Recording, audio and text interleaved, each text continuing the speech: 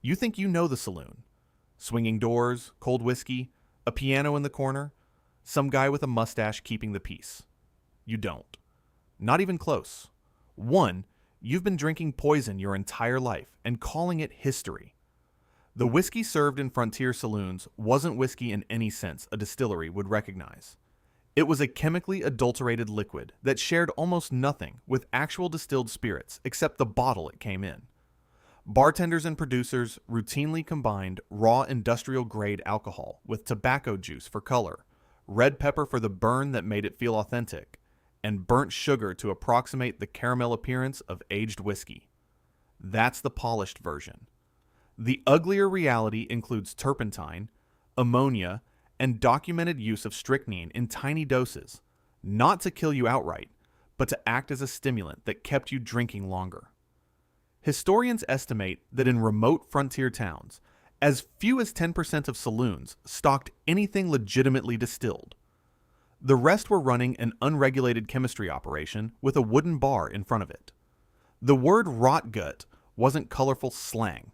It was a clinical description of what repeated consumption did to stomach lining. You were raised on the romance of frontier whiskey. The actual product would have put you in a hospital. 2. The free lunch wasn't generosity. It was engineering. The famous free lunch counter is remembered as a frontier institution born from open-handed hospitality, the rough but genuine warmth of saloon culture. It was a calculated profit mechanism dressed in the costume of community spirit, and it worked exactly as designed. The practice originated in New Orleans around the 1830s and spread nationally as saloons competed for customers in crowded markets. The food itself was never the point. It was almost universally prepared to be as salty, heavily cured, or aggressively spiced as possible. Not because frontier cooks had heavy hands, but because extreme salt and spice guaranteed extreme thirst. The minimum requirement to access the counter was one drink. The food guaranteed you needed 5 more to get through the meal. H.L. Mencken credited this exact arrangement as the origin of the phrase, "There's no such thing as a free lunch," which tells you everything you need to know about what the people eating it eventually figured out. The food was the invoice. The hospitality was the packaging around the invoice. Every bite was a down payment on your next round, and the house knew the math better than you did. 3. The floor beneath your boots was a slow-motion public health emergency. Frontier saloon floors were covered in sawdust, and you've probably absorbed the explanation that this was rustic charm or a practical measure for cleaning up spills. That's the comfortable version. The full version is that sawdust existed specifically to absorb the combined output of an unventilated room full of intoxicated men. Vomit, blood, spilled drinks, tobacco spit, and in many documented cases, human waste from customers who didn't make it to the single overworked outhouse in time. The sawdust was cheap and widely available from the lumber operations expanding across the frontier, which is why it became standard. What it didn't become was regularly changed. In busy establishments, the sawdust layer went days or weeks between full replacements. Raking and redistribution was the standard maintenance, consolidating the biological contents into corners rather than removing them. Contemporary health inspectors, in the jurisdictions where they existed at all, consistently flagged saloon floors as primary disease transmission vectors. When you picture yourself standing in a frontier saloon, revising your mental image to include what you're actually standing on is the first step toward understanding what the rest of this list is going to do to you. 4. The man behind the bar performing medical procedures on you had the same qualifications for both jobs. The frontier bartender of mythology is a salt-of-the-earth figure who poured drinks and offered wisdom. The documented version was operating in a practical vacuum. Many frontier towns lacked physicians entirely, which meant the saloon became the de facto medical facility by default, not by design. Bartenders routinely dispensed advice, sold patent medicines from behind the bar containing high concentrations of opium, morphine, or cocaine, and in documented cases, performed minor procedures using bar tools and whatever alcohol was closest as the only available anesthetic. The recommended frontier treatment for snakebite was forcing the patient to consume as much whiskey as possible, a protocol that actively worsened venom effects by accelerating circulation, while the patient's family probably felt relieved that something was being done. Tooth extractions happened in saloons. The qualifications required to recommend a dosage of morphine tincture were identical to the qualifications required to pour a rye. None. The frontier bartender's medical confidence wasn't incompetence, so much as it was a rational response to the absence of alternatives. The outcome for the patient was the same either way. 5. The card game you were sitting down to had already been decided before you pulled out the chair. Frontier gambling mythology preserves the idea of a rough but honest contest. Skill, nerve, and luck between equals willing to accept the result. The documented reality is that most saloon card games were run by professional house dealers, trained specifically in cheating techniques, employed by the saloon, and paid a percentage of what they extracted from customers. Marked cards, shaved cards, holdout devices concealed in mechanical sleeves that hid cards until needed, and coolers, pre-stacked decks secretly switched into play, were all standard operating equipment. Faro, the most popular gambling game on the frontier, was so systematically rigged by house operations that experienced players flatly refused to sit at a house-run table. Frontier newspapers in Kansas, Texas, and Arizona documented the majority of gambling complaints filed with local sheriffs as involving saloon-sponsored cheating. The mythology of the honest gambler, bound by a personal code, existed because it was the single most valuable product the dishonest gambling industry was selling. You weren't sitting down to a contest. You were paying an admission fee to watch a performance in which you were the supporting character. 6. The cold beer you've been imagining never existed in most of the places that served it. After a long cattle drive, a hard shift in the mine, or a brutal day on the trail, you picture yourself walking into a saloon and ordering something cold. The problem is refrigeration. Mechanical refrigeration only became commercially viable in the 1880s, and most frontier saloons predate that technology or couldn't afford it. Where ice existed at all, it was harvested in winter and stored in underground ice houses. Supplies that routinely ran out by midsummer, precisely when cold beer was most desirable. Beer shipped by rail to remote frontier towns frequently arrived partially spoiled from heat and extended transit times. The saloon's response to partially spoiled product was to extend it, adding water, using baking soda to fake carbonation, or mixing deteriorating stock with newer barrels to dilute the damage below the detection threshold of an already thirsty customer. The cold, refreshing frontier beer of American mythology was a marketing concept that arrived approximately 40 years after the mythology did, delivered by the same industry that spent those 40 years selling you something warm, flat, and occasionally rancid while you were too parched to notice the difference. 7. Ordering water in a frontier saloon was its own form of gamble. The assumption that abstaining from alcohol in a frontier saloon put you on safer ground reflects a fundamental misunderstanding of what frontier water actually was. Most frontier towns drew their water supply from rivers or wells positioned directly downstream from livestock operations, laundry sites, and outhouses. A geographical arrangement that delivered a concentrated summary of everything upstream into your glass. Cholera, typhoid, and dysentery outbreaks in frontier towns were traced consistently to water supply contamination, not to the alcohol. Some historians argue, with uncomfortable credibility, that the frontier preference for alcohol over water was a partially rational health decision given what the available alternatives actually contained.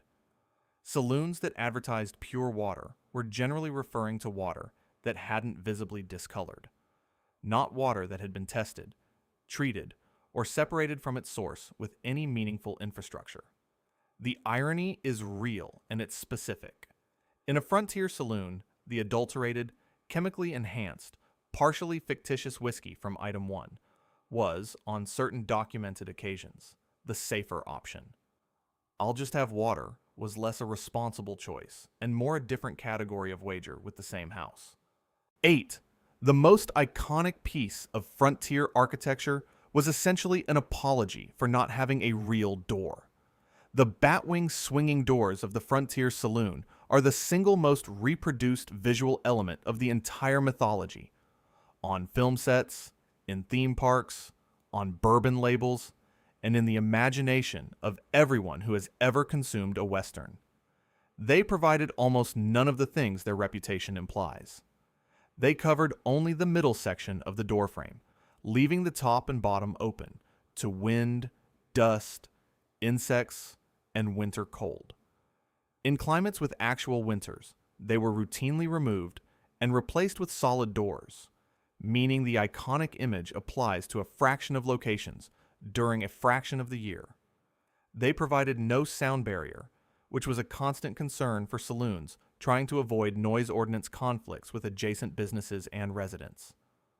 Their primary documented function was allowing customers to scan the interior before entering, and allowing a fast visual sweep for law enforcement from inside. The romantic connotation of the swinging door, the dramatic entrance, the sense of threshold, is a cinematic invention with no operational basis.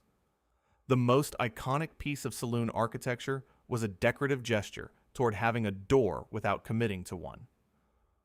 9. The musical soundtrack of the Wild West was performed on an instrument nobody had tuned since it left the factory, by a musician unlikely to notice. The frontier saloon piano is a centerpiece of every romanticized version of the era. Lively, rhythmic, adding color to an already colorful scene. The documented version was an instrument badly out of tune, rarely, if ever, maintained, and played by someone whose compensation was denominated entirely in free drinks rather than wages. Piano tuners were scarce on the frontier. Instruments went months or years between professional attention, if they ever received it at all. The combination of humidity fluctuation, dust accumulation, and rough handling during rail transport meant frontier pianos deteriorated rapidly and thoroughly. Many saloon pianists were itinerant workers or failed miners who had landed at the bar as their final professional destination. Contemporary diarists who passed through frontier towns and documented their impressions consistently described saloon music using words like tortuous, maddening, and worse than silence. The romantic soundtrack playing in your head when you picture the frontier saloon was composed entirely after the fact, by composers who had access to tuned instruments, sober performers, and recording equipment.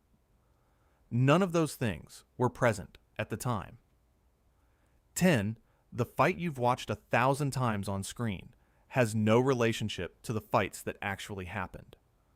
Frontier saloon brawls in mythology are choreographed and strangely honorable. Clean punches between standing opponents. The satisfying crash of a chair. A decisive outcome that everyone accepts. Documented frontier saloon violence was ugly, opportunistic, and heavily weighted toward attacks from behind on opponents who weren't looking.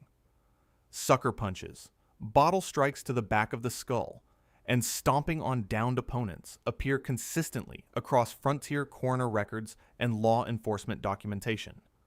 The celebrated fair fight concept was a dime novel invention generated by writers in eastern cities who had never been struck with a frontier whiskey bottle, which is a very specific thing to have never experienced.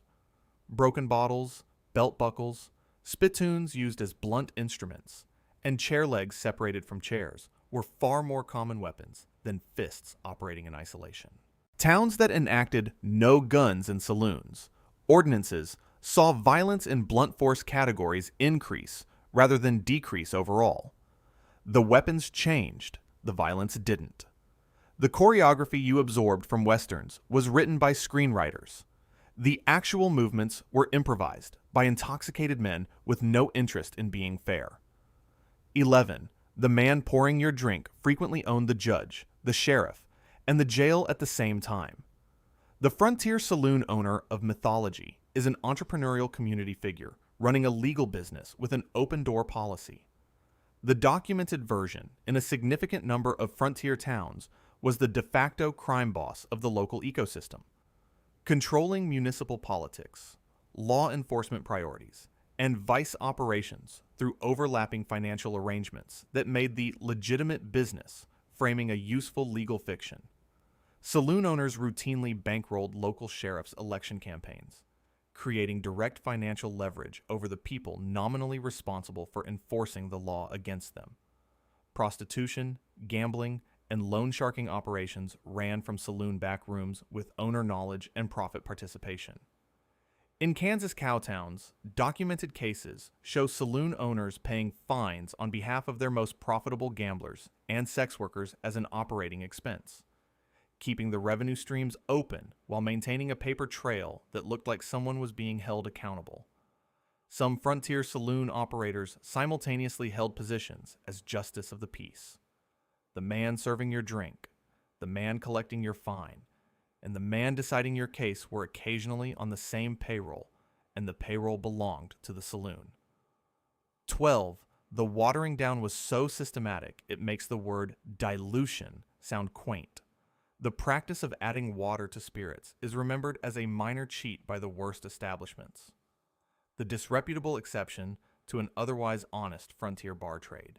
Documented audit records from the 1870s through the 1890s showed dilution rates of 30 to 50% as the norm in mid-tier frontier establishments, not the exception.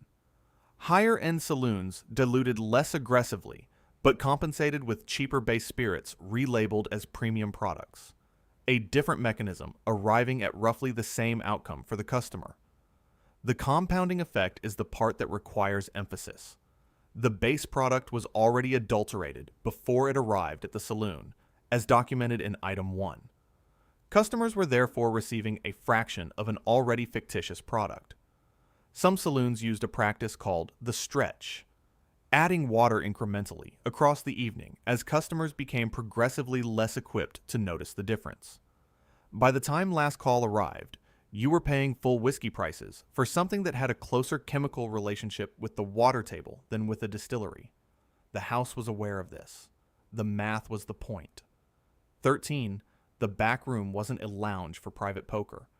It was the operational nerve center for everything the front room was legally pretending not to know about. Frontier mythology has constructed the back room as a space of dim glamour. High-stakes card games between serious men operating by a private code. Frontier newspaper accounts and law enforcement raid records describe something substantially less atmospheric. Hidden staircases, concealed exits, false walls, and the active processing of stolen property moving through a supply chain, the front room existed to obscure. Stolen cattle brands, mining equipment, and payroll cash were documented as moving through saloon back rooms with owner participation. In towns along cattle drive routes, back rooms were identified in law enforcement accounts as the transaction sites for rustling proceeds, the place where stolen livestock value converted into untraceable cash. The gentleman's poker game narrative arrived almost entirely from dime novels written by authors in the East who had never been in a room where actual backroom business was conducted. The back room was the accounting department. The front room was the lobby. The business being conducted in both was the same business, organized under different lighting. 14. The ornate mirror behind the bar was watching you the entire time, and it wasn't there because someone wanted the room to look bigger.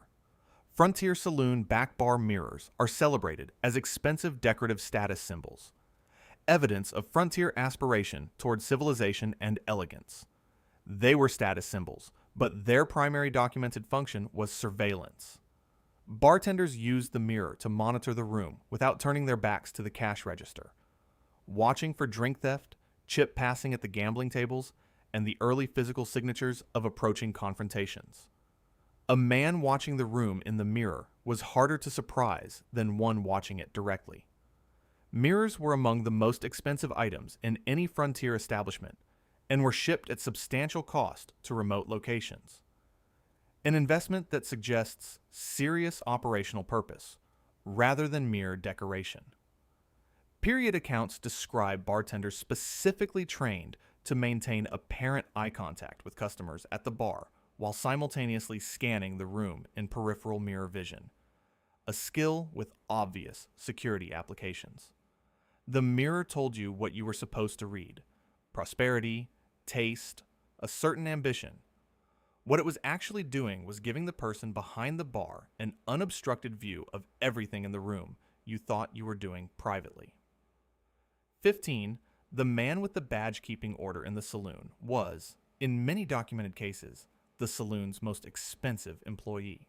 The frontier lawman of mythology is the independent enforcer, standing between order and chaos, beholden to nothing except justice and the community's trust. The documented relationship between frontier law enforcement and frontier saloon operators in a significant number of cattle towns was a financial one. Abilene, Dodge City, and Tombstone all produced documented cases of marshals and sheriffs receiving regular payments from saloon operations, compensation framed as security consulting fees, or percentages of gambling licensing revenue controlled by the saloon. Wyatt Earp operated gambling tables in multiple saloons while simultaneously serving in law enforcement roles. A conflict of interest so normalized by frontier standards that it generated no particular scandal at the time. When frontier marshals enforced the law, the enforcement was frequently selective, protecting saloons that paid while pursuing competitors, pursuing criminals that saloon operators wanted neutralized, while ignoring crimes that paid the right people. The independent lawman was the marketing version. The operational version had an employer, and the employer's name wasn't on the badge. It was on the deed to the building.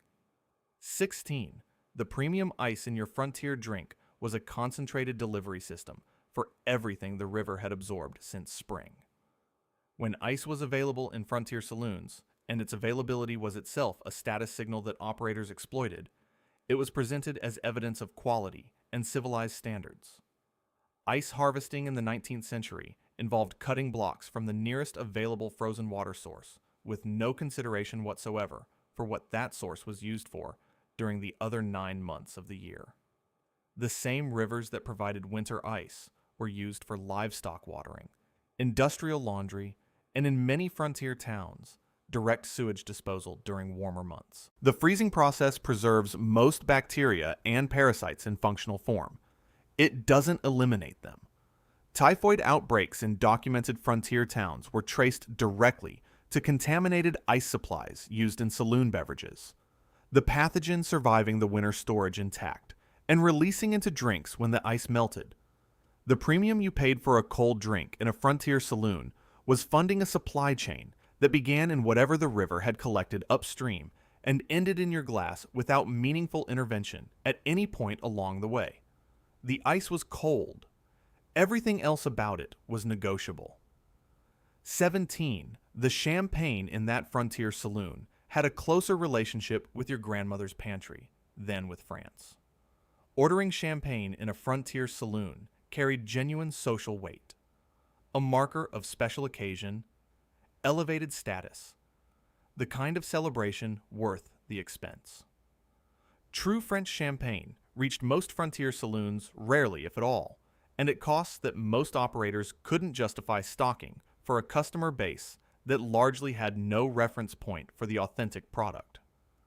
American champagne of the era operated under no meaningful regulatory definition. The label could be applied to any carbonated wine product, regardless of origin, method, or quality. Some documented frontier saloons served carbonated cider or lightly fermented grape juice with baking soda added for effervescence, presenting it to customers who had never tasted the real thing and therefore couldn't credibly object. The champagne girls, women employed specifically to encourage customers toward premium drink purchases, were directly incentivized to push the fake champagne because its markup was the highest in the house. The gap between what the word cost and what the word contained was the entire business model in a single glass. You were celebrating with something that had been relabeled as extraordinary, specifically because you were in a mood to believe it. 18. The primary revenue source of the Frontier Saloon wasn't the whiskey, the beer, or even the gambling. It was the systematic commercial exploitation of women, and the alcohol was the advertisement. In many frontier saloons, particularly those positioned along major cattle drive routes, economic historians estimate that 60 to 70% of total revenue derived from prostitution and the commission drink system that surrounded it. The percentage girl arrangement was the engine. Women employed by the saloon received a commission, typically between 25 and 50%, on every drink a customer purchased while in their company. This created a direct financial incentive to keep men at the table, ordering for as long as possible.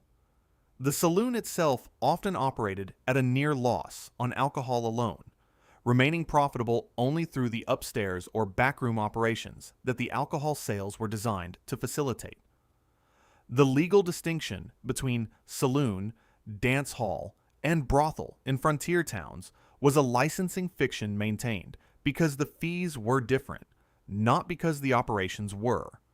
When you picture the frontier saloon as a drinking establishment that happened to have some associated vice, you have the ratio exactly backwards. The whiskey was the lobby. Everything else was the business. 19. The customers filling your romanticized frontier saloon were mostly unemployed drifters, and the cowboy showed up for about 6 weeks a year. The image is durable and specific. Rugged cowboys, fresh off the cattle trail, filling the saloon with trail dust and hard-earned wages. The problem is seasonal arithmetic. Cattle drives operated on a schedule, which meant cowboys arrived in cow towns for a matter of weeks annually, not as a year-round customer base capable of sustaining a commercial operation through 12 months of overhead. Between trail seasons, frontier saloons depended on unemployed men, failed miners, gamblers, and the chronically transient to keep the revenue moving.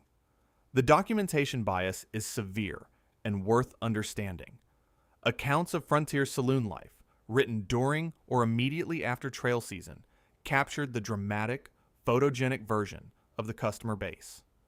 The other 46 weeks of the year looked considerably less cinematic and generated considerably less written record. Many frontier saloons in non-cattle regions had no cowboy clientele at all. Their customers were miners, railroad laborers, and drifters who never made it into the mythology because nobody was selling dime novels about unemployed men drinking watered whiskey in a wooden room on a Tuesday. 20. The spittoon was a gesture toward hygiene that nearly everyone ignored, and the floor paid the price. You've absorbed the idea that spittoons represented a functional sanitary system, a practical frontier solution to the universal tobacco habit. Contemporary health inspectors who documented actual frontier saloon conditions tell a different story, consistently noting tobacco juice on floors, walls, bar surfaces, and on other customers regardless of how many brass receptacles were positioned around the room. They were missed constantly, knocked over regularly, and cleaned with a frequency that ranged from infrequent to never. In crowded saloons, the floor-level placement of spittoons made them natural targets for accidental kicks by intoxicated customers, spreading their accumulated contents across the sawdust layer already performing the biological functions described earlier. When historians and travelers of the period tried to capture the smell of a frontier saloon in writing, the recurring descriptors were tobacco, spit, and worse. Language that does not suggest a room where the spittoon was winning the hygiene argument. The spittoon was an aspiration expressed in brass. It communicated that the establishment recognized the problem. It did not communicate and did not accomplish anything meaningful about solving it. 21. The food available in a frontier saloon would shut down a modern establishment within the first 10 minutes of inspection. The mythology of hearty frontier cooking simple, filling, the fuel of hardworking men, collapses immediately against the documented storage, preparation, and serving conditions that produced it. Meat was kept at room temperature with no refrigeration infrastructure for extended periods. The heavy seasoning that characterized frontier saloon food served a dual purpose: flavor preference and the practical necessity of masking the taste of protein that had been sitting in a warm room longer than any food safety standard would currently permit.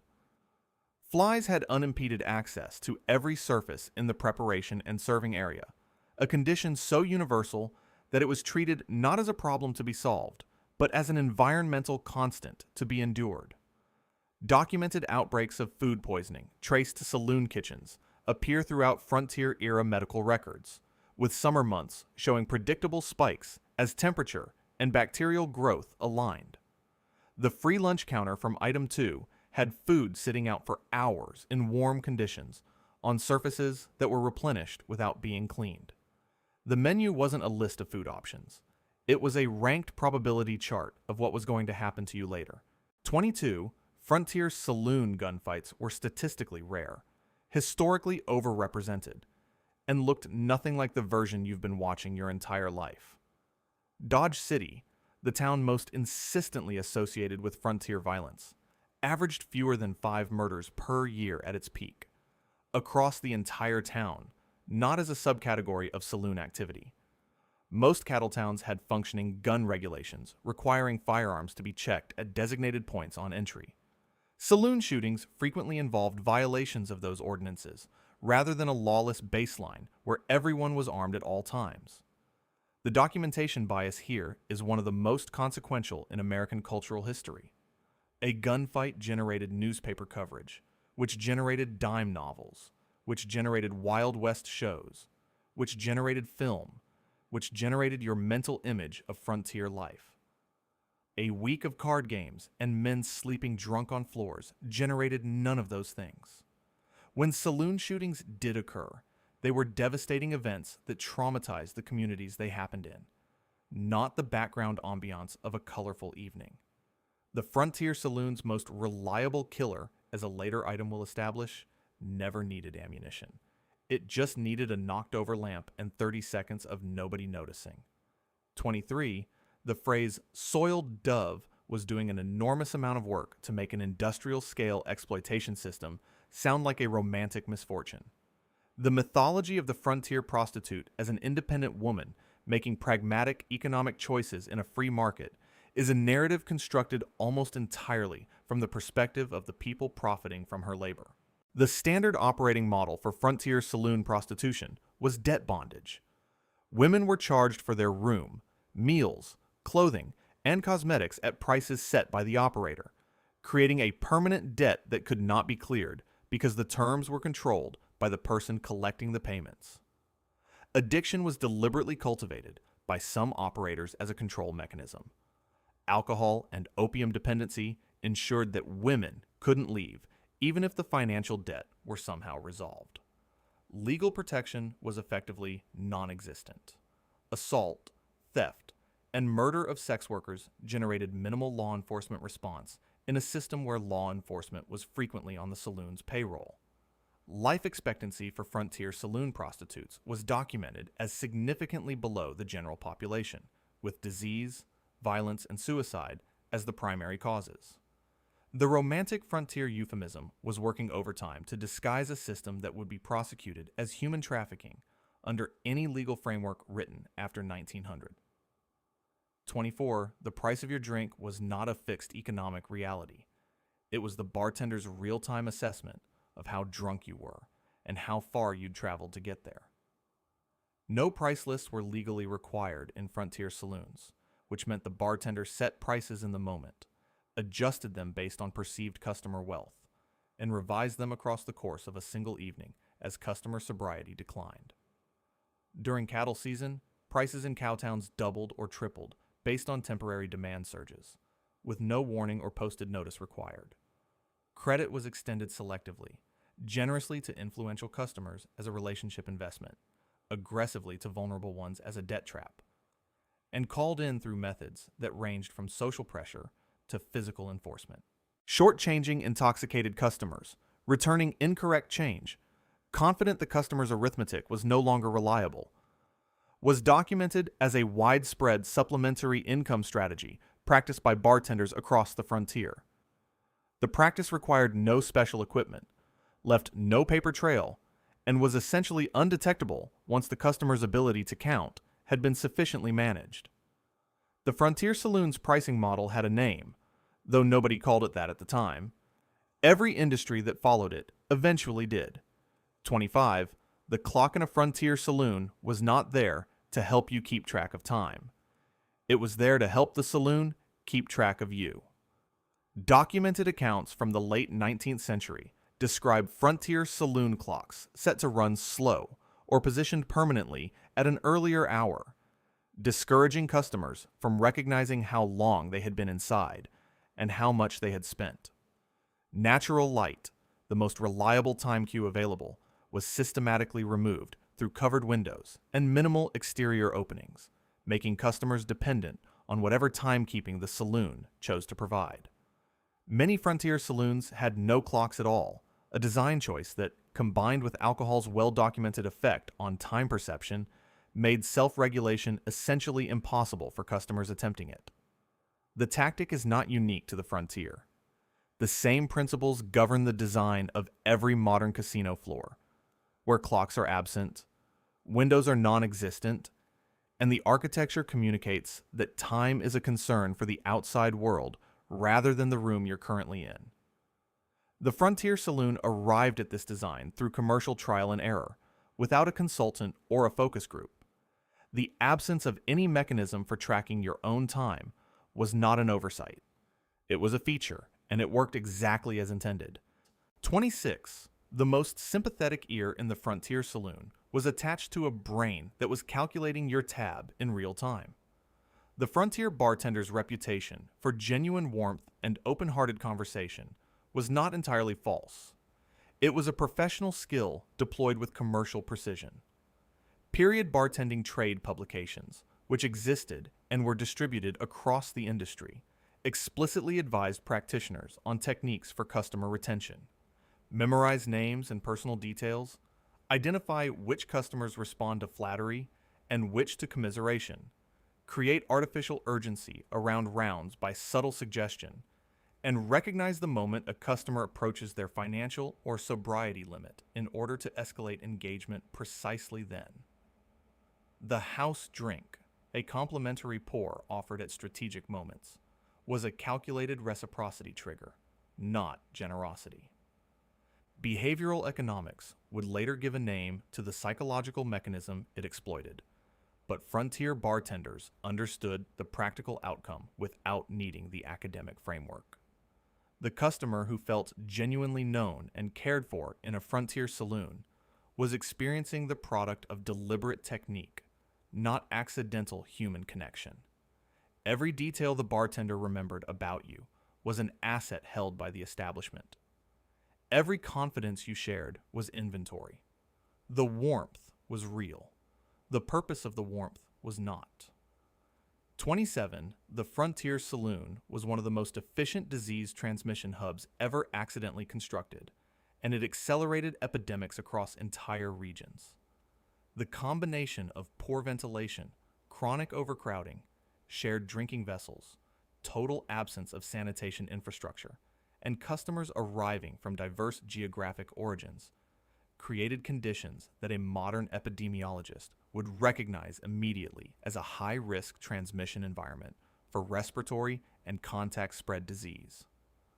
Tuberculosis moved efficiently through the indoor tobacco, smoking, and spitting culture of Frontier saloons, two activities that were simultaneously universal and optimal for pathogen distribution. Documented smallpox outbreaks in multiple Frontier towns were traced epidemiologically to saloon transmission events, where infected travelers from distant regions mixed with local populations who had no prior exposure. Syphilis rates in Frontier cattle towns reached levels alarming to contemporary public health observers, with saloon-associated prostitution identified as the primary vector in official records. The lack of germ theory acceptance in the early Frontier period meant that none of this was understood at a mechanistic level. Operators weren't making deliberate choices to spread disease. They were simply creating the conditions, and the conditions did the rest with the reliability of any system operating exactly as its inputs require. You weren't just drinking in a saloon. You were inside an uncontrolled exposure event. 28. The professional dealer across the table from you was not a neutral arbiter of a fair game. He was a theatrical performer whose only prop was your money. House card dealers in frontier saloons were employed specifically for their mastery of cheating techniques, and the neutral professional demeanor they projected was the primary instrument of deception, not incidental to it. Period gambling manuals, some published openly and available through commercial channels, described in explicit detail the mechanics of false shuffles that returned a deck to any desired order, false cuts that preserved the stack while creating the appearance of randomness, second deals that delivered any card the dealer chose while appearing to deal from the top, and bottom deals that accomplished the same from the other end. House dealers received a base wage plus a direct percentage of house winnings, eliminating any ambiguity about whose interests they served. Several frontier dealers who were caught cheating were found to have received formal training in gambling mechanics from established practitioners, demonstrating that cheating was an organized professional discipline, not individual improvisation. You weren't playing poker against the dealer. You were watching a technically accomplished performance in which the outcome had been determined before you sat down, and the performance existed to make sure you enjoyed the experience enough to come back. 29. The private room in the back of a frontier saloon offered the confidentiality of a room with very thin walls and at least one person paid to listen. Saloon owners routinely gathered information from conversations occurring in back rooms, either through the physical reality of frontier construction, which made eavesdropping a passive activity requiring no special effort, or through trusted employees positioned near private rooms with instructions to report anything commercially or politically useful. The information gathered was monetized through multiple channels, sold to rival businesses, offered to law enforcement in exchange for bounties or favored treatment, or retained as leverage against influential customers whose reputations were worth protecting at a price. Documented frontier blackmail cases frequently involved information that could only have come from conversations the participants believed were private, the specificity of the details ruling out other explanations. The thin wall architecture of quickly built frontier establishments was not a design failure the operators regretted. It was a feature of the commercial environment they managed. When you sat down in a frontier saloon's private room to discuss a land deal, a debt arrangement, or anything else you preferred not to share publicly, you were making a reasonable assumption about privacy in an environment that had been specifically designed to make that assumption expensive. 30. The volume of whiskey in your shot was determined less by measurement and more by the bartender's assessment of what you'd notice. No standard definition for a shot existed in the 19th century frontier era. The standardization of the pour as a specific measurable unit is a 20th century development, arriving well after the frontier saloon's operational peak. The vessel used as a shot glass varied by establishment. Some used thimble-sized containers. Others used wide-mouthed glasses that looked generous while holding significantly less than they implied. Documented frontier bartending practice involved a specific asymmetry. New customers received larger pours designed to create a favorable initial impression, with pours decreasing progressively through the evening as the customer became less equipped to notice the reduction. Regulars who were known to monitor their pours and complain received more consistent volume. Strangers and transients were shorted as a matter of standard practice, the calculation being that they lacked both the reference point and the social standing to make a credible complaint. The amount of adulterated, diluted, mislabeled whiskey in your frontier shot glass was therefore a variable determined in real time by the person pouring it, based on how much he thought you'd accept. The measurement was whatever he decided it was. 31. When you ordered a specific whiskey by name in a Frontier saloon, you were communicating a price tier, not requesting an actual product. Federal regulation of whiskey labeling didn't exist in any meaningful form until the Bottled and Bond Act of 1897 and the Pure Food and Drug Act of 1906, meaning that for the operational peak of frontier saloon culture, any liquid in any bottle could carry any label without legal consequence. The standard practice was for frontier saloons to receive barrels of generic rectified alcohol and then label it as premium branded products at the point of sale, adjusting the label to match whatever the customer requested. Traveling liquor merchants documented finding their own branded bottles in frontier saloons containing products they had never produced, counterfeiting operating openly because no mechanism existed to stop it.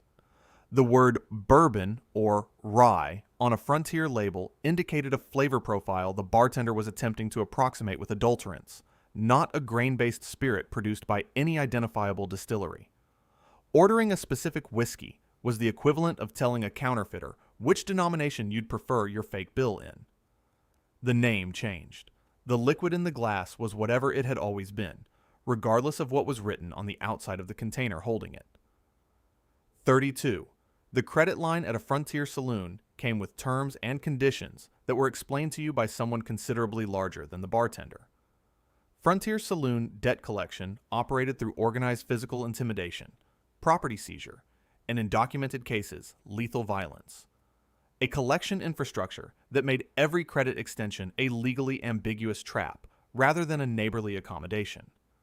Bouncers served simultaneously as debt enforcement personnel, selected specifically for their capacity for violence and their comfort operating in the space between legal action and outright crime. Property confiscation for unpaid saloon debts was routine. Horses, firearms, saddles, and mining equipment were taken and rarely returned, regardless of whether the amount seized exceeded the debt. Some frontier saloon operators functioned as informal loan sharks, extending credit at terms designed to create permanent obligation rather than eventual settlement. Men indentured to frontier saloons as informal labor to work off debts appear in documented cases across the frontier era, an arrangement existing in a legal gray zone that neither party had the institutional backing to formalize through the courts. The polite fiction was that frontier saloon credit was a neighborly arrangement between consenting adults. The operational reality was that the terms were set by the person with the bouncers, and the bouncers communicated the terms more clearly than the paperwork ever did. 33. Frontier saloon fires occurred at a frequency that random accident alone cannot explain, and the people most familiar with frontier saloons understood exactly what that implied. Wood frame construction, sawdust floors soaked in spilled alcohol, kerosene lamps at every surface, and open heating elements created fire conditions that contemporary building codes, where they existed at all, identified explicitly as extreme hazards. But the rate of frontier saloon fires exceeded what those hazardous physical conditions would predict by chance alone. Insurance fraud via arson became a documented pattern as commercial fire insurance became available to frontier businesses in the 1870s and 80s. The introduction of insurance into a market of highly flammable wooden buildings with minimal oversight produced a predictable response from operators who recognized the arbitrage opportunity. Competitor arson was documented in frontier towns where saloon licensing was restricted and new entry was effectively blocked by established operators, fire being a permanent solution to the competitive problem a rival represented. Frontier fire investigation was rudimentary enough that deliberate fires were recorded as accidents in the vast majority of cases, making precise frequency impossible to establish. What is possible to establish is that a frontier saloon fire that happened to destroy a competitor while leaving established operators untouched was an event that recurred with a regularity the phrase "unfortunate accident" was working very hard to accommodate. 34. The Frontier Saloon's cash operation was a money laundering infrastructure that served an entire regional criminal economy, and it required no modification to perform that function because it had never been designed to be anything else. No receipting requirements, no bank reporting obligations, and no meaningful audit mechanisms made Frontier Saloon cash flow completely opaque to any outside observer, including law enforcement.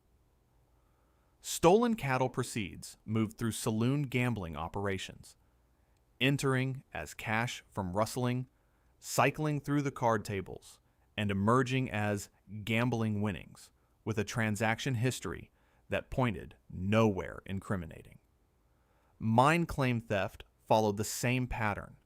Stolen ore values converted to cash through frontier markets, laundered through saloon gambling into clean currency with no documentable origin.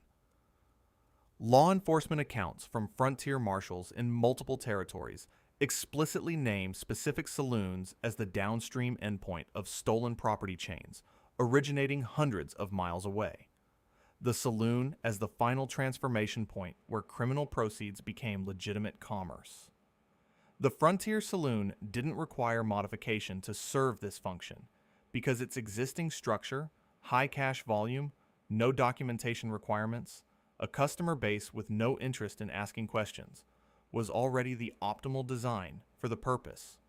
It wasn't running a criminal side operation. The criminal operation was the model, and the drinks were the cover. 35, the bartender who drugged your drink wasn't operating at the fringe of frontier saloon culture. He was using a tool that was available over the counter, documented across multiple territories, and profitable enough to be worth the risk. Chloral hydrate, known in frontier slang as knockout drops, was purchasable without restriction in the frontier era, and its use in drinks to incapacitate customers for robbery was documented in law enforcement records across multiple states with a frequency that rules out isolated incidents. The practice had a name, rolling, and the name's existence in frontier slang indicates how widely the practice was understood. Laudanum, a tincture of opium dissolved in alcohol, was used in a softer application, added to drinks not to render customers unconscious, but to increase sedation, suppress the instinct to leave, and manufacture a physical desire to remain in place that the customer experienced as preference. Women employed as percentage girls were in some documented cases instructed to encourage additional drink orders, specifically when a customer showed signs of approaching unconsciousness, maximizing revenue in the window between functional and insensible. The last drink you couldn't account for in a frontier saloon may not have been one you ordered. The gap between those two possibilities is where a significant amount of frontier saloon profit was generated. 36. The dry frontier town next door was a wet town with a sign out front and a more elaborate story about it. The moment a frontier community voted to prohibit alcohol sales, the saloon operators didn't close.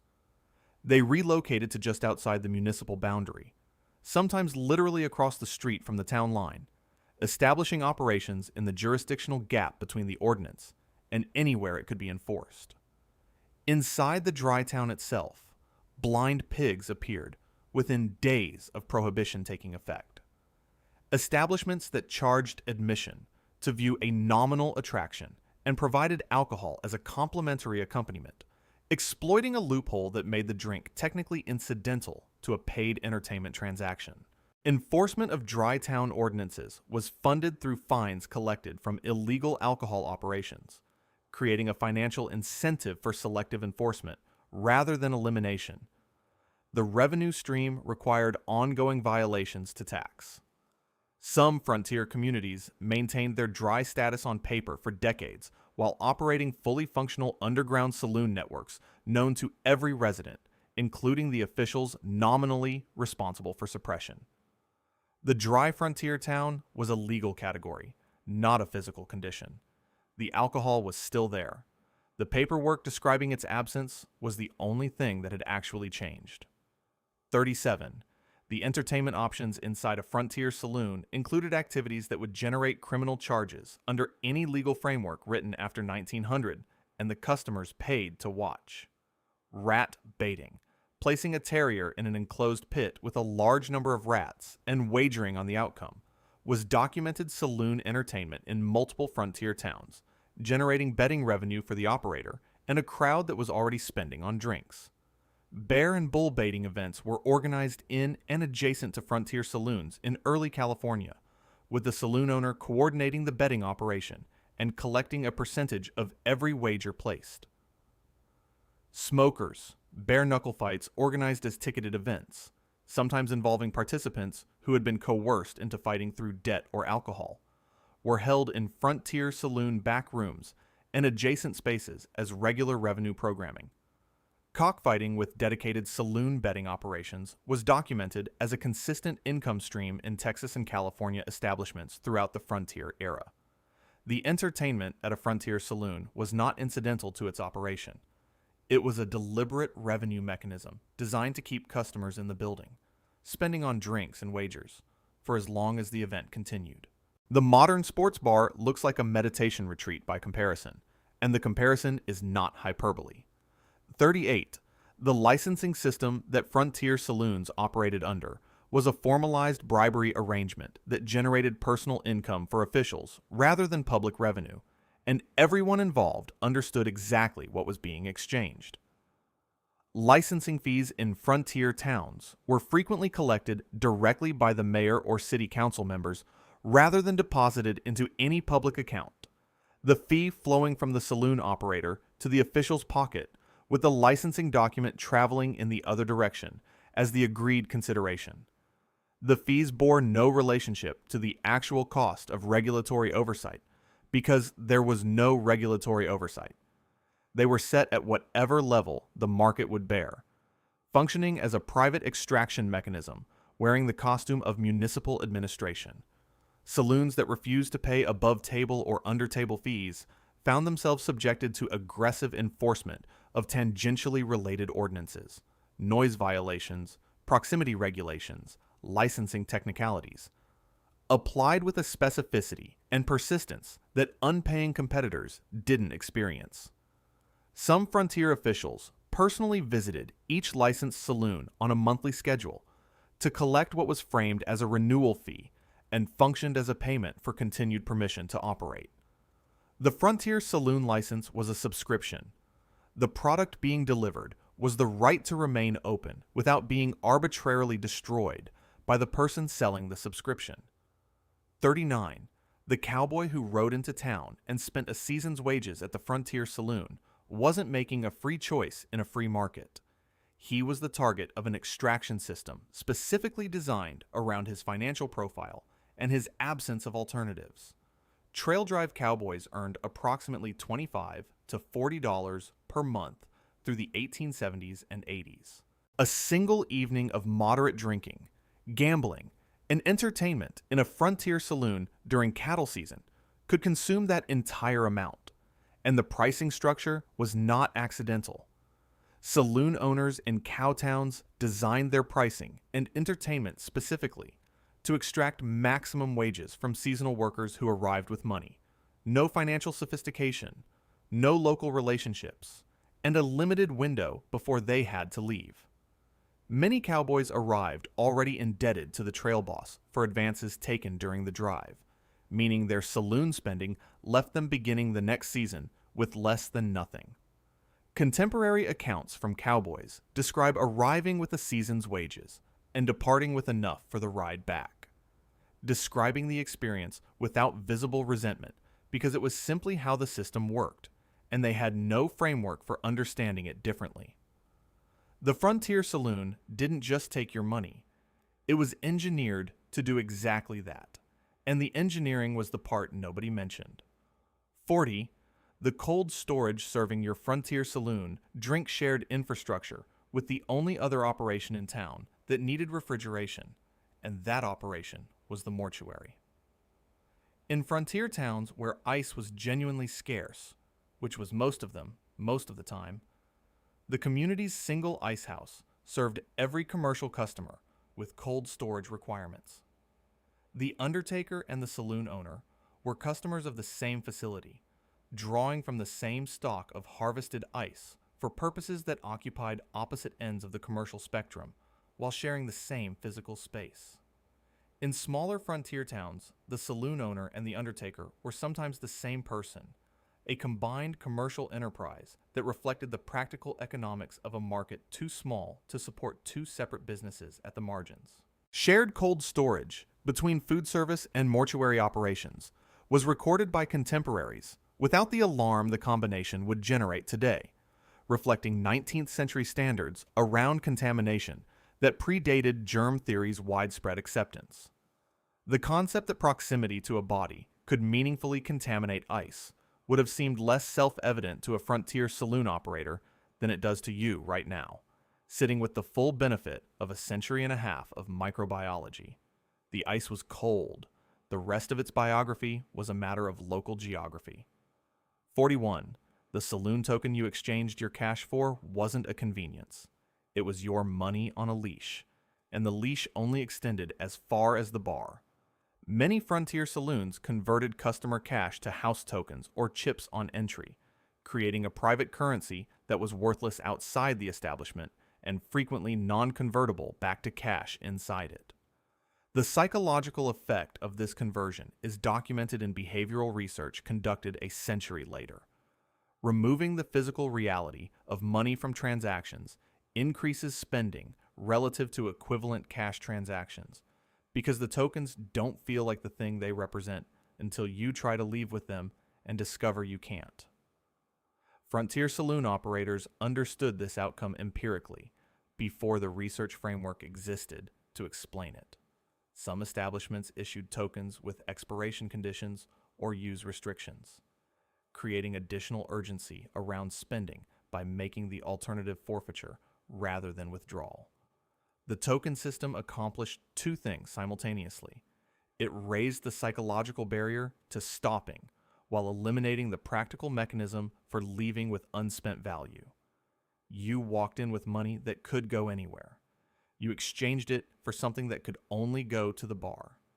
The conversion was presented as a convenience. The convenience being provided was entirely the saloon's. 42. The information you picked up at the frontier saloon had roughly the same reliability as an anonymous note left under a rock, and considerably more of it was placed there deliberately. Frontier saloons were the primary distribution infrastructure for deliberate misinformation about land, mining claims, cattle conditions, and legal matters, a function that operated alongside the alcohol sales with the same efficiency and considerably more strategic intent. Claim jumpers circulated false reports of poor productivity in active mining areas through saloon conversation networks, encouraging legitimate claim holders to abandon profitable sites before the misinformation could be verified against observable reality. Cattle speculators planted false information about trail conditions, water availability, and market prices through saloon rumor channels to manipulate buying and selling decisions by competitors operating on the same information. Land speculators used saloon conversation to manufacture false urgency and artificial scarcity around properties they were positioned to sell, creating a market pressure that existed only in the social transmission of strategically designed falsehood.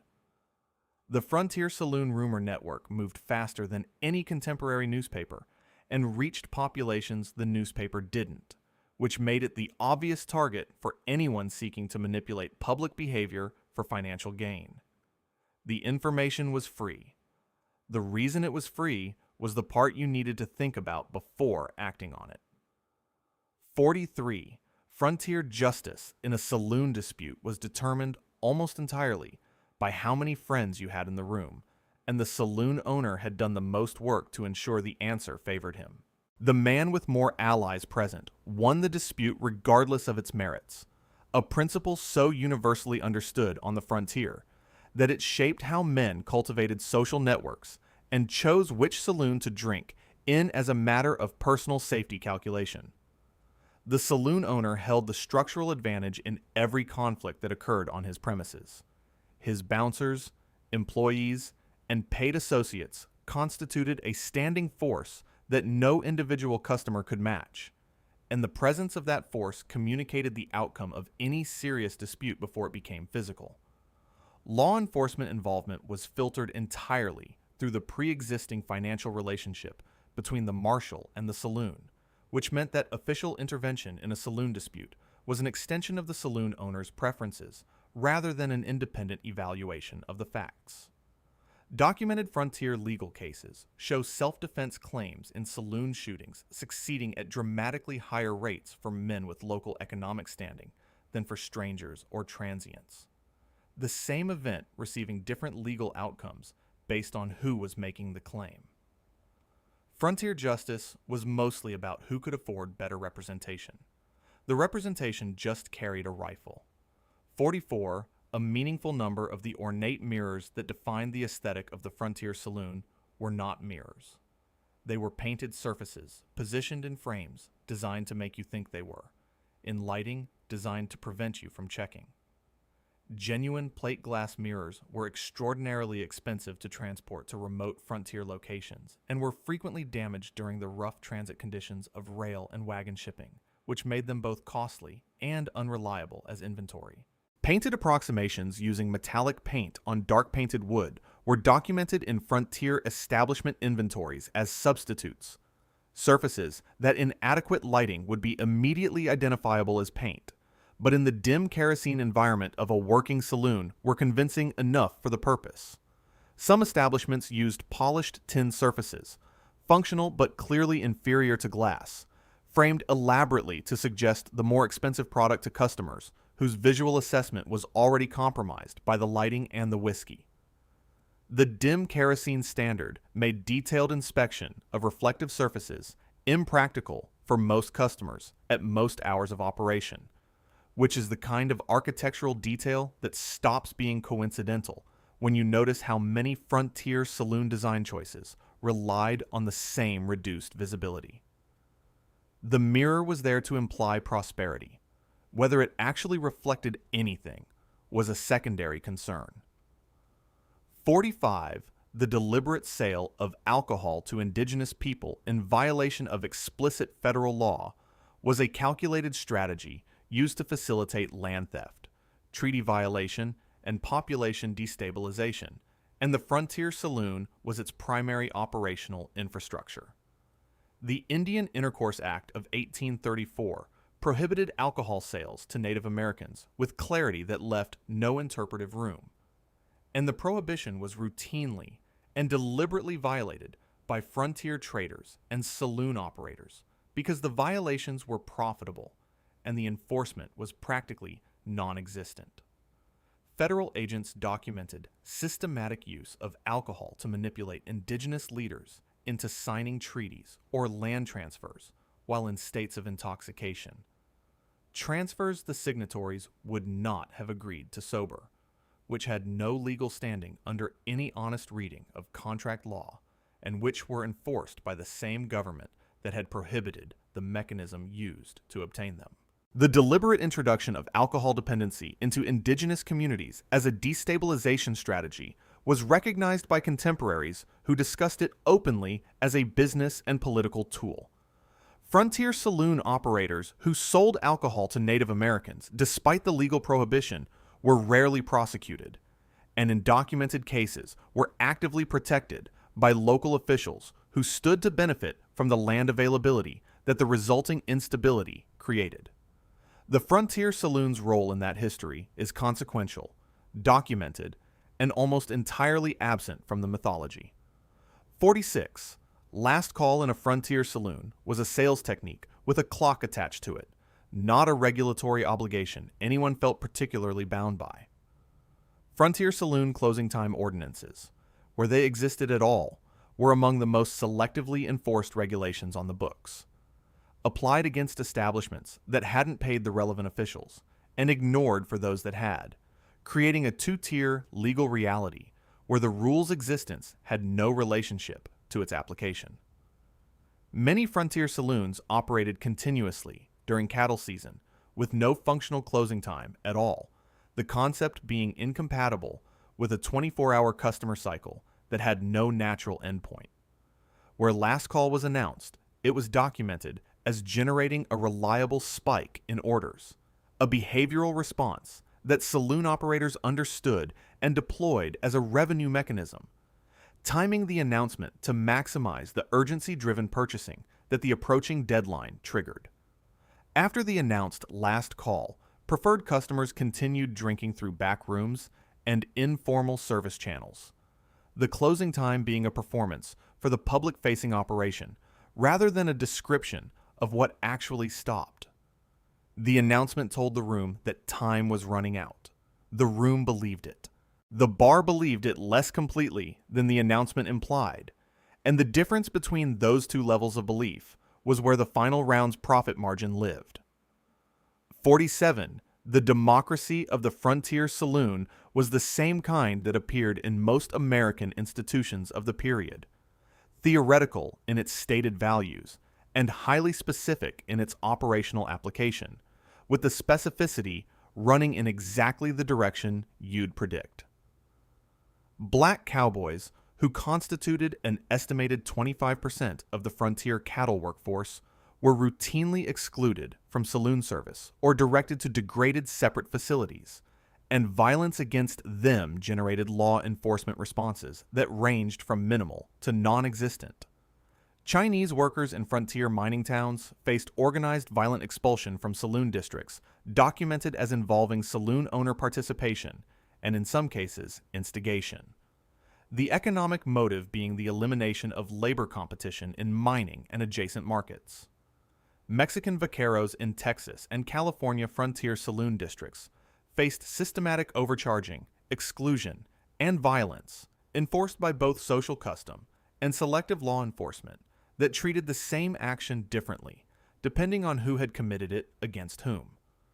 Court records from frontier territories show conviction rates and sentences for violence in saloon-related cases distributed along demographic lines that bear no relationship to the evidence and every relationship to the identity of the victim. The frontier saloon served everyone who walked through the door in the sense that it was willing to take money from almost anyone. What it offered in return was calibrated by who you were. 48. The medical use of frontier saloon whiskey was a confident application of the wrong tool to the wrong problem by people who had nothing better available. And the outcome for the patient reflected all three of those factors simultaneously. The adulterated frontier whiskey documented in Item 1 contained fusel oils, methanol fractions, turpentine, and other compounds that were actively harmful when introduced to open wounds. Not neutral, and not merely ineffective, but counterproductive in a specific and measurable way. Wound irrigation with contaminated saloon spirits introduced bacterial populations into injuries rather than reducing them, accomplishing the opposite of the intended antiseptic function. Using whiskey as a surgical anesthetic created dose control problems with no reliable solution. Too little produced inadequate sedation, too much produced respiratory depression, and the line between those outcomes was impossible to locate with precision using an unquantified, adulterant mixture of unknown concentration. The medical literature of the era, even before germ theory was fully established, contained documented warnings against using commercial whiskey as a wound treatment, warnings that frontier practitioners ignored because the alternative was nothing, and nothing felt worse than doing something. The something often made the outcome worse. The feeling that it wouldn't was the most expensive comfort the frontier saloon reliably provided. 49. The frontier saloon was the primary retail distribution point for the first large-scale American drug addiction crisis, and the product was marketed as medicine until the law caught up with what the outcomes had been demonstrating for decades. Patent medicines containing morphine, laudanum, and cocaine were sold over frontier saloon bars without restriction, dosage guidance, warning, or any mechanism for customers to understand what they were purchasing beyond the label's claims. Cocaine-containing products were marketed explicitly as health tonics, energy supplements, and hangover remedies, creating addiction in customers who believed they were managing a health condition rather than developing a dependency on a substance whose effects they had no framework for understanding. Opiate addiction rates in the post-Civil War frontier era were estimated by contemporary physicians as alarmingly high, with the saloon-distributed patent medicine market identified in official records as the primary source. The Harrison Narcotics Tax Act of 1914, the first meaningful federal attempt to regulate opiates, was a response to a century of unregulated distribution that the frontier saloon had significantly accelerated and normalized. The playbook that the patent medicine industry developed through frontier saloon distribution channels, free samples to create initial dependency, testimonials to establish credibility, targeted marketing to specific demographics, has had a longer operational life than anyone at the time would have predicted. 50. The frontier saloon you've always imagined was designed, staged, and sold to you by people who were, themselves, sitting in comfortable eastern cities, imagining the same thing, and getting paid to put the imagination on paper. The mythology of the frontier saloon was almost entirely constructed by dime novelists, Wild West entertainment producers, and early Hollywood filmmakers, most of whom had no direct experience of frontier conditions and were selling escapism to urban Eastern audiences who had even less. Ned Buntline, the primary architect of frontier mythology through his enormously popular dime novels, visited the West briefly and wrote almost entirely from imagination and secondhand accounts embellished for maximum commercial appeal. Buffalo Bill Cody's Wild West show, which toured eastern cities and European capitals from 1883 onward, was the source of the visual iconography that most people associate with the frontier saloon era. A theatrical production designed for paying audiences, not a documentary. Early Western films borrowed directly from the Wild West show aesthetic because the show had already established what audiences expected, creating a feedback loop between commercial entertainment and historical memory that has never been interrupted. Former frontier residents who encountered Western films and shows frequently expressed bewilderment at the distance between the depicted experience and what they remembered living through. Their corrections didn't make it into the sequel. 51, the frontier saloon bouncer had the authority of a private citizen, the restraint of no one, and the legal accountability of approximately zero, which made him the most honest organizational chart in a building full of fictions. No licensing, training standard, or legal framework for private security existed in the frontier era. Whatever authority a bouncer possessed derived entirely from his physical capacity and the owner's willingness to back him up afterward. Documented coroner records from frontier towns show a disproportionate number of deaths attributable to bouncer-inflicted violence, and the prosecution rate for those deaths was negligible, a near-perfect impunity that had obvious implications for how the role was performed. Bouncers were frequently recruited from the same criminal population they were nominally managing: ex-convicts, failed minors, and professional fighters whose lack of concern about legal consequences was a feature of the employment arrangement rather than a liability. Some frontier saloon bouncers operated as enforcers across multiple establishments simultaneously, functioning as the closest thing to organized crime muscle that the frontier produced before organized crime had a name. The bouncer stood at the door of an establishment that diluted your drinks, rigged your cards, and listened through your private room walls, and his job was to make sure the process continued without interruption from anyone who had noticed. 52. The frontier saloon's layout was not designed for your comfort. It was designed to disorient you, minimize your awareness of time and money, and create the maximum number of architectural barriers between you and the exit. Bars were almost universally positioned so that customers faced away from windows and exterior doors simultaneously, removing natural light cues and exit awareness in a single design choice. The long bar format forced customers to walk past the maximum number of other drinking patrons to reach an exit, creating social friction around leaving that operated below conscious awareness. You weren't being physically stopped. You were being made to feel that stopping was awkward. Back rooms and side rooms were deliberately maze-like, requiring passage through the main bar area to exit, ensuring that every departure involved a final transit past the bartender and an opportunity for one more purchase.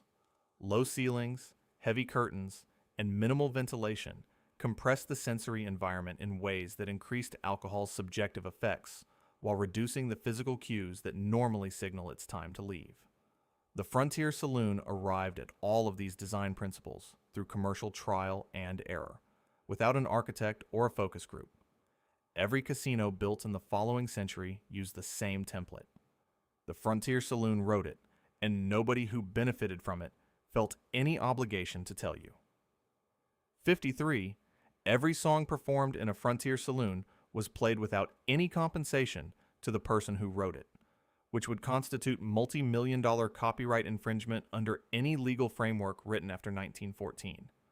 The distinction matters because it reveals the Frontier Saloon's relationship with other people's creative work, identical to its relationship with other people's money, which is to say, acquisitive and entirely without acknowledgement.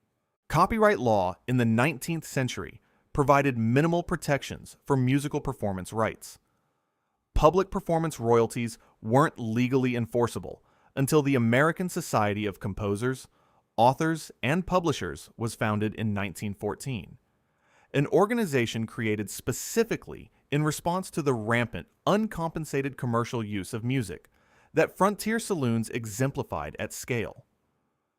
Sheet music publishers estimated enormous losses from Frontier-era commercial performance and named the saloon industry, specifically in early copyright reform arguments, making the connection between the institution and the theft explicit in the historical record.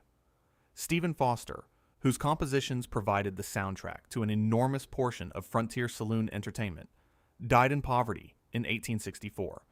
Partly because commercial venues like saloons generated no royalty income from performances of his work, regardless of how frequently it was played.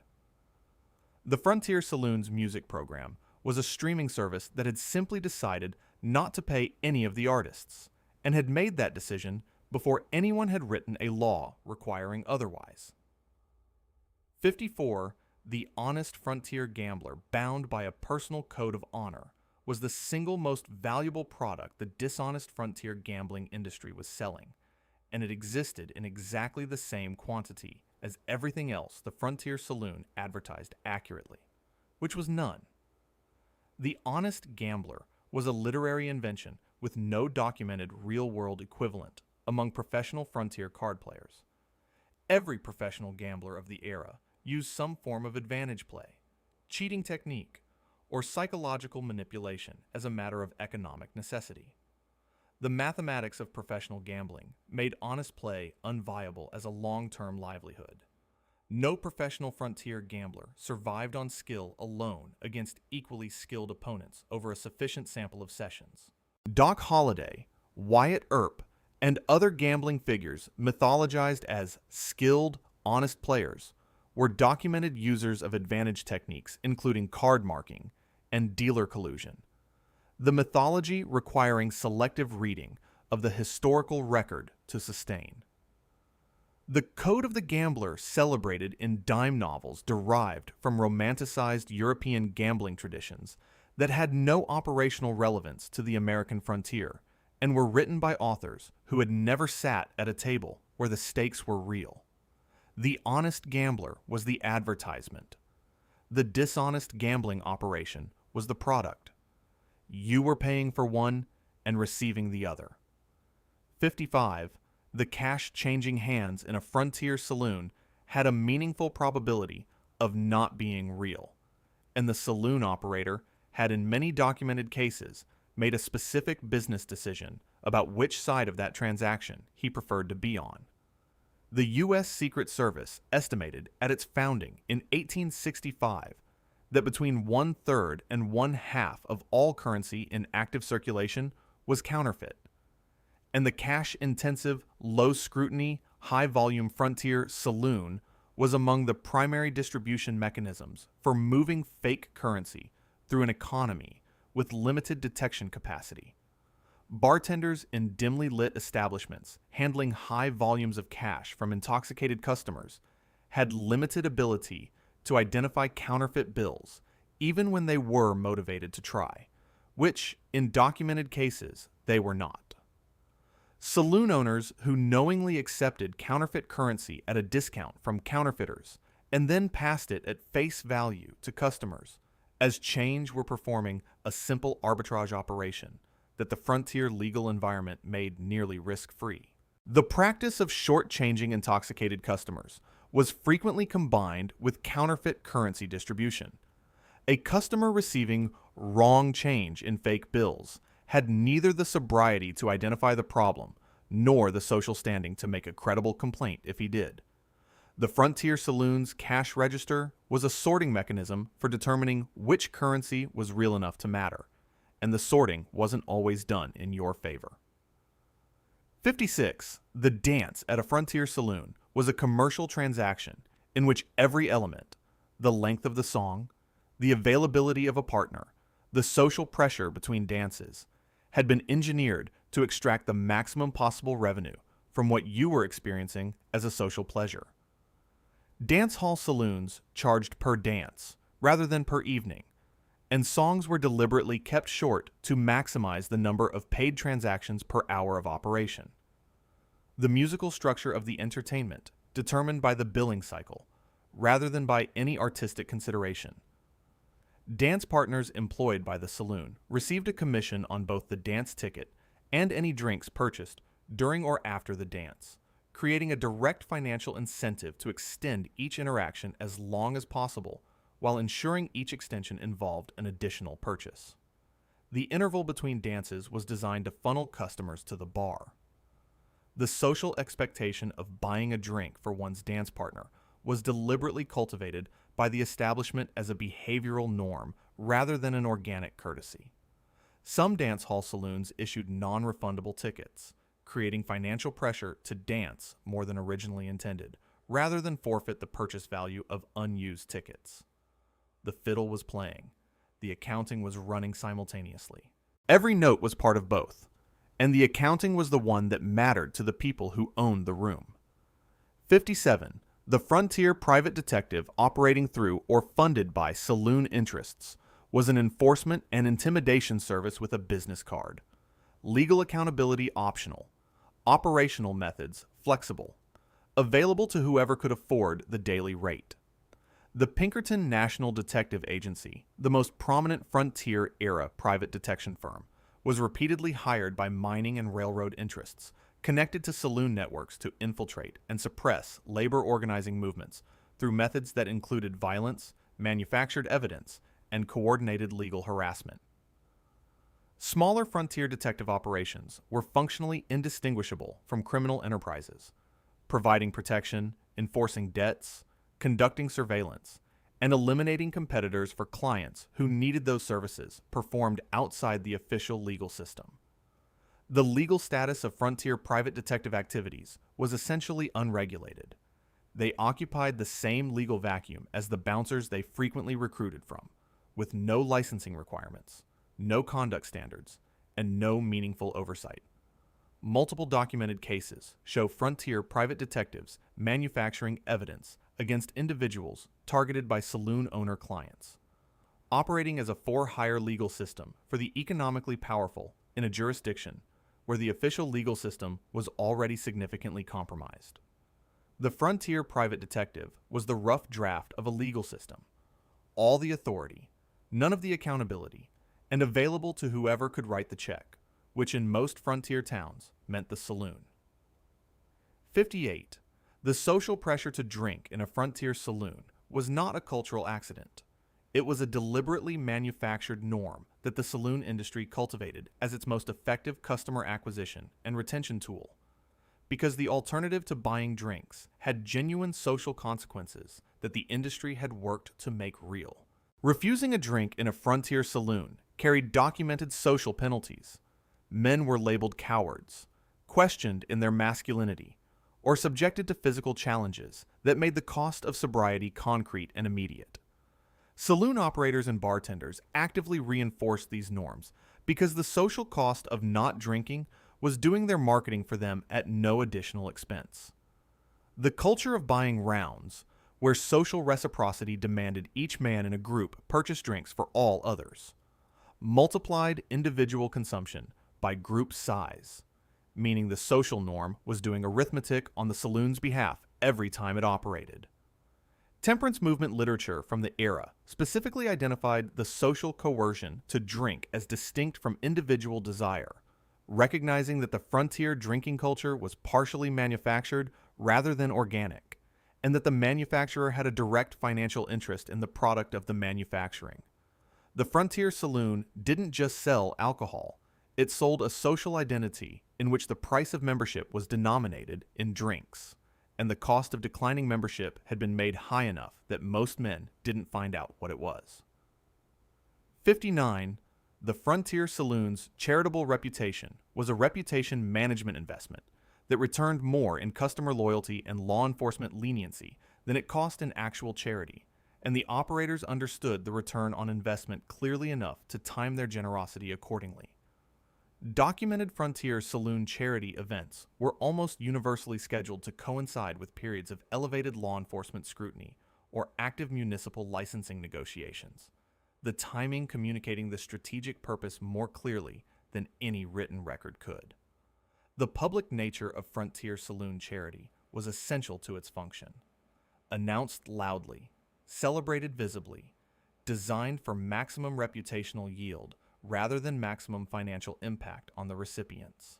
Saloon owners who donated publicly to local causes were in documented cases simultaneously operating the prostitution and gambling infrastructure that generated the poverty the charity nominally addressed. A circularity that temperance advocates identified explicitly and repeatedly in their literature. The temperance critique was specific. The saloon created the conditions requiring charity and then claimed credit for the charity, a closed loop of harm and remediation that benefited the operator at every stage and the recipient only partially and temporarily. The Frontier Saloon's charity was the 19th century equivalent of a corporation funding the cleanup of its own pollution, generous in its presentation, adjacent to the point, and considerably more useful to the donor's reputation than to anyone the donation was supposed to help. 60. The indigenous artifacts displayed behind the Frontier Saloon bar had acquisition stories that nobody in the room wanted examined with any rigor, and the casual display was doing a great deal of work to suggest that examination wasn't necessary. A significant portion of indigenous artifacts sold in and around frontier saloons were obtained through grave robbery, direct violence, or coerced transactions in which the same alcohol the saloons sold was the mechanism of coercion, a supply chain that moved in a consistent direction and generated consistent profit at each stage. Grave robbing of indigenous burial sites for saleable artifacts was documented as a commercial activity in frontier regions with active saloon markets for the goods, the demand creating the supply through a market logic that required no coordination beyond price signals. Indigenous people in acute alcohol-induced states were documented as exchanging ceremonially significant objects, items they would not have traded sober, for continued access to alcohol provided by the same establishment that then sold the objects to collectors. Federal agents documented the circular economy explicitly. Saloon alcohol obtained indigenous property, which moved through saloon-connected traders into collector markets, generating revenue that funded more alcohol for the next transaction cycle. The authentic Western artifact behind the bar had a provenance that the display was specifically designed to make you not think about. 61. The term blind drunk was occasionally a medical diagnosis in a frontier saloon, rather than a figure of speech, because the methanol content of improperly produced frontier spirits caused documented outbreaks of permanent blindness, with a regularity that rules out isolated accident. Methanol, wood alcohol, is a byproduct of improper distillation. The separation of methanol from ethanol during production requires equipment and technique that frontier distillation operations frequently lacked or chose not to employ. Small quantities of methanol cause permanent blindness. Larger quantities cause death. Frontier production methods had no reliable mechanism for measuring or controlling methanol content in the final product. making every batch a variable the customer absorbed without any information about what that variable was. Documented blindness outbreaks in frontier mining camps were traced directly to batches of locally produced whiskey with high methanol content, events treated as natural disasters in the contemporary record rather than as the foreseeable consequences of known production failures. Some frontier producers deliberately added wood alcohol as a cheap adulterant to increase volume, a decision made with knowledge of its effects and acceptance of those effects as an externalized cost. The customer paid the cost. The producer collected the margin. The frontier legal environment ensured that those two facts remained unconnected by any mechanism of accountability. 62. The credit extended to you at a frontier saloon and the credit extended to the cattle baron at the same bar were governed by such different terms that calling them the same product was a use of language the frontier saloon had no particular interest in clarifying. Credit extension was a stratified system that tracked social power with precision. Cattle drive bosses, mine owners, and local politicians received essentially unlimited credit because keeping powerful men financially obligated to the establishment was a strategic investment in ongoing political protection. Transient workers, seasonal laborers, and marginalized customers were denied credit or offered it at terms specifically designed to create debt that could not be cleared, the credit being a trap rather than an accommodation. Historian analysis of recovered frontier saloon account books shows months of carried balances for prominent customers alongside aggressive collection notations for ordinary ones, the asymmetry documented in the accounting records of the people running the system. The powerful customer's unpaid tab was a relationship asset maintained at the saloon's expense because the relationship was worth more than the tab. The ordinary customer's unpaid tab was a coercion lever, maintained because the coercion was worth more than the settlement. The frontier saloon credit system was a miniature of every credit system that followed it. Generous to those who needed it least, predatory toward those who needed it most, and consistent in its logic across every scale at which it has ever been practiced. 63. If the whiskey was adulterated, the tobacco sold in the same establishment was operating under the same commercial philosophy, with the same indifference to accurate product representation and the same confidence that the customer had no mechanism for verification. Tobacco products in frontier saloons were routinely cut with cheaper materials, misrepresented in grade, and sold at premium prices regardless of actual quality. The adulteration documented in the same federal investigations that eventually targeted the whiskey industry.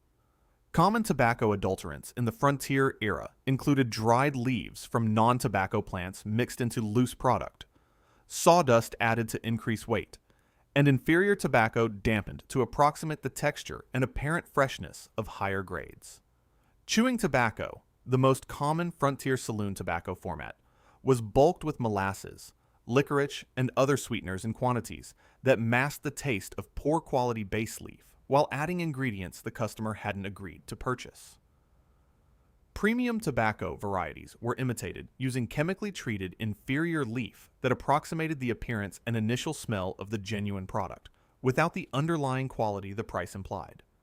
The same federal legislation that eventually created accountability for whiskey labeling was partly motivated by documented abuses in the tobacco trade that frontier saloons had normalized across decades of profitable misrepresentation. In a frontier saloon, the authenticity of your experience topped out at approximately the category of thing you'd asked for. 64.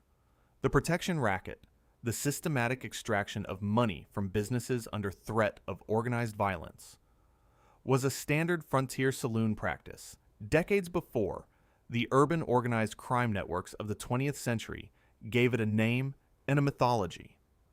Frontier saloon owners in towns along major transit routes documented payments to outlaw groups for protection that was, in operational terms, simply robbery conducted on a recurring billing cycle rather than as a single transaction.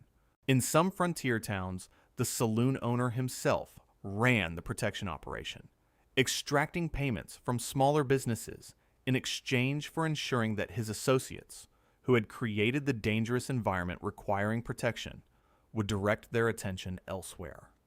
The structure was self-reinforcing in a way that required no external coordination. The saloon generated the dangerous environment, offered protection from that environment at a price, and collected the price from businesses that had no alternative to paying it. Historians of organized crime trace the operational template of Prohibition-era urban protection rackets directly to frontier saloon protection networks of the 1860s through 80s, the 20th century version being a refinement of the model rather than an invention. The frontier protection racket and the frontier saloon were usually the same business, presented differently to different audiences, and invoiced with terminology calibrated to make each audience comfortable with what they were paying for. 65. The sanitation infrastructure supporting the frontier saloon's customer volume was whatever happened naturally when you gave a large number of people unlimited alcohol, one outhouse, and no legal obligation to do anything about the resulting situation. Most frontier saloons had a single outhouse shared between the saloon and adjacent businesses, a facility designed for ordinary commercial traffic that was hopelessly inadequate during cattle season when customer volume increased by orders of magnitude with no corresponding investment in sanitation capacity.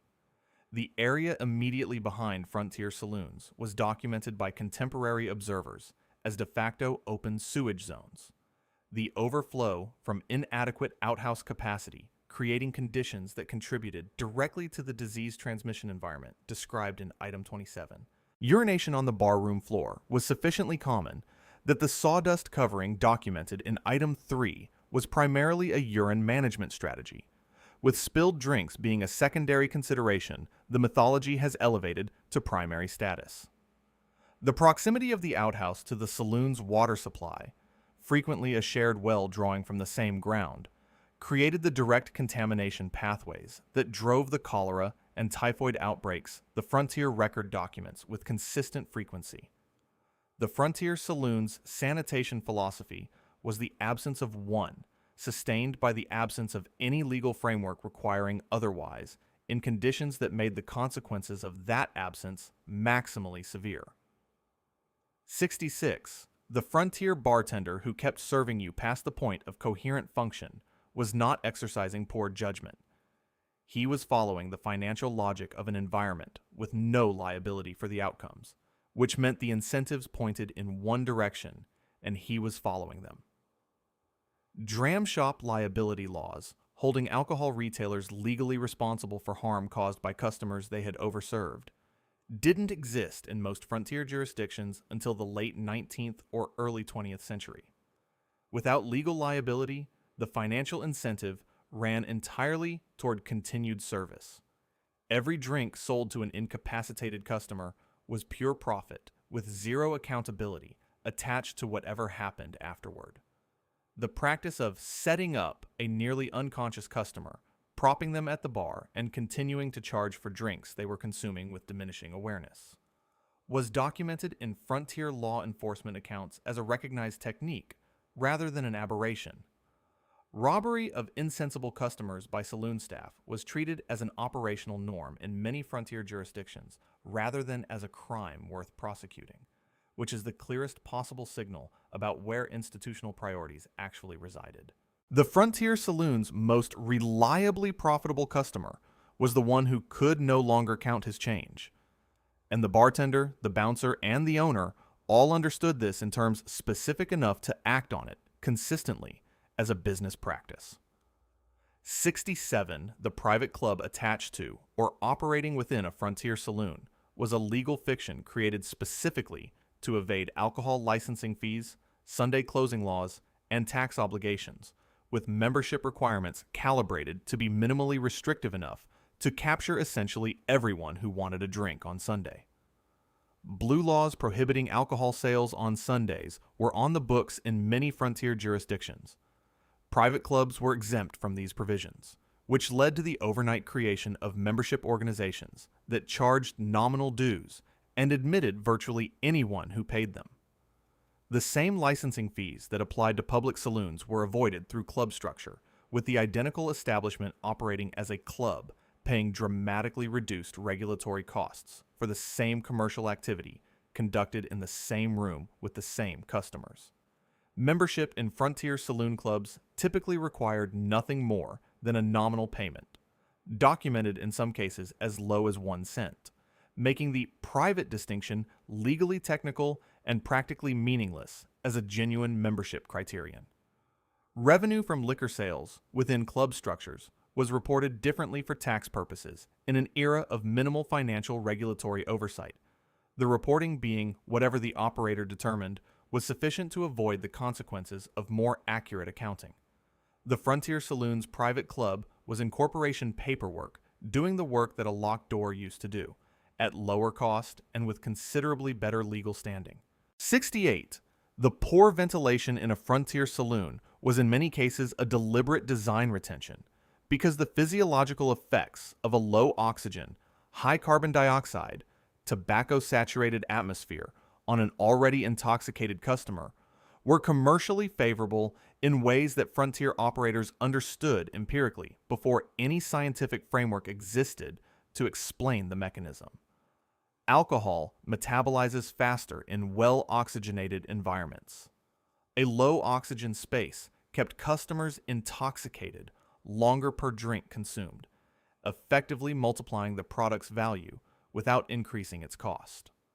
High carbon dioxide concentrations from crowded, poorly ventilated spaces produce impaired judgment, increased fatigue, and a reduced ability to accurately self-assess intoxication, all conditions that favor continued drinking over the decision to stop and leave. Tobacco smoke in enclosed Frontier saloons created particulate concentrations that caused eye irritation, respiratory discomfort, and headaches, symptoms that bartenders routinely recommended treating with another drink, creating a feedback loop in which the product's environmental side effects generated demand for more of the product. Some Frontier saloon operators specifically maintained covered windows and sealed exterior openings, removing fresh air and natural light simultaneously. Two sensory inputs that serve as independent prompts for customers to assess their condition and make decisions about leaving. The air in a Frontier saloon was less an environmental oversight than an unpaid staff member working the room from the ceiling, and it never called in sick. 69. Fire killed more people in Frontier saloons than gunfights did, and the conditions that made Frontier saloons into reliable fire traps were known, documented, and ignored because the cost of addressing them exceeded the cost of the deaths they caused, which in the Frontier legal environment was zero.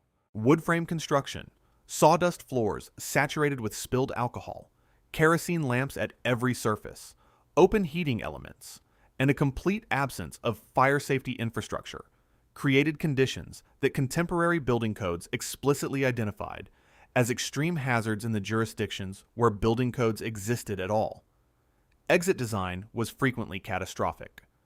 A single front door serving as both entrance and primary exit, with back exits blocked, locked, or simply absent. Mass casualty events from Frontier saloon fires are documented across the historical record, with a frequency that individually generated news coverage and collectively generated no industry response. Individual gunfight deaths are more famous because they were more narratable. 2 men, a conflict, a resolution, while a fire that killed 8 people in a locked back room generated a paragraph and then silence. Insurance records from Frontier-era fires show rapid rebuilding without improved safety measures, demonstrating that the industry processed fire risk as a recurring operational cost rather than a preventable hazard. The Frontier Saloon's most reliable killer never needed a motive, a weapon, or a grievance. It just needed a knocked-over lamp and 30 seconds of nobody looking. 70. The Frontier newspaper covering your town's saloon culture was financially dependent on the saloon's advertising revenue, which is the only piece of information you need to assess the reliability of everything it published about the saloon's operations. Frontier newspaper economics were severe. Advertising revenue was the primary income source in markets too small to sustain subscription revenue alone, and saloons were among the largest local advertisers in any Frontier community where they operated. Documented cases exist of frontier editors receiving direct threats of advertising withdrawal if unfavorable saloon coverage continued, and the coverage adjusted accordingly, not through dramatic editorial reversals, but through the quieter mechanism of stories that didn't get written and complaints that didn't get followed up.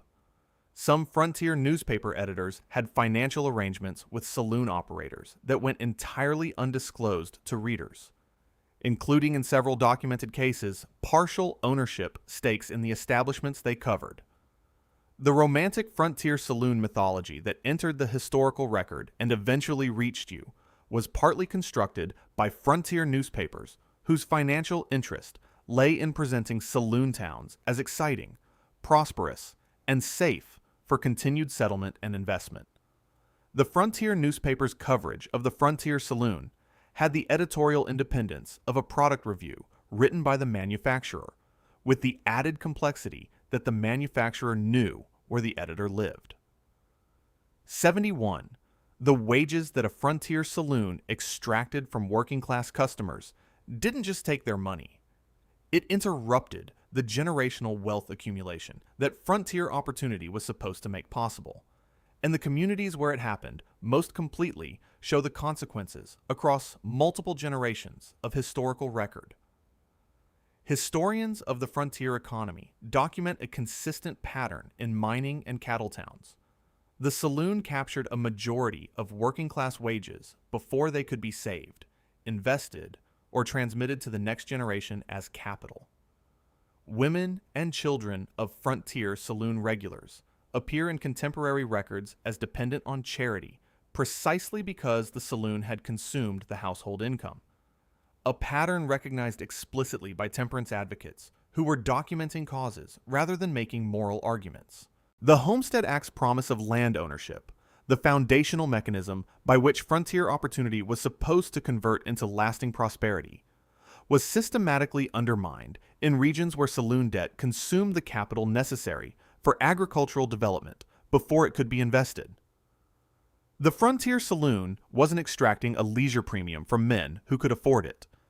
It was capturing the margin between survival and advancement from men for whom that margin was the entire economic promise of the frontier, and it was doing it with tools specifically designed to make the extraction feel voluntary. 72. The most profitable product the frontier saloon sold had no price tag, no barrel, and no physical form. It was the manufactured belief that your luck was about to change, and the entire physical and social architecture of the establishment existed to maintain that belief past the point where evidence supported it.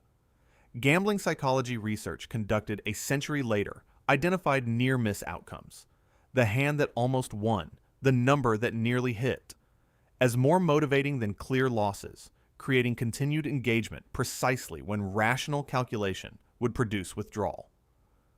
Frontier gambling operators understood this outcome empirically and designed games to maximize near-miss frequency, though they would not have used that terminology. The saloon social environment reinforced the mythology by amplifying stories of dramatic wins while suppressing information about cumulative losses. The man who broke even after a bad night became evidence that recovery was possible, while the man who lost everything left town and stopped being a data point. Alcohol's specific effect on temporal discounting, making future consequences feel less real while making immediate rewards feel more compelling, was the chemical complement to the near-miss gambling mechanism. The two operated as a system in the frontier saloon, each reinforcing the other's effect on the customer's decision-making. The frontier saloon's most effective product was hope, and it was priced into everything else on the menu.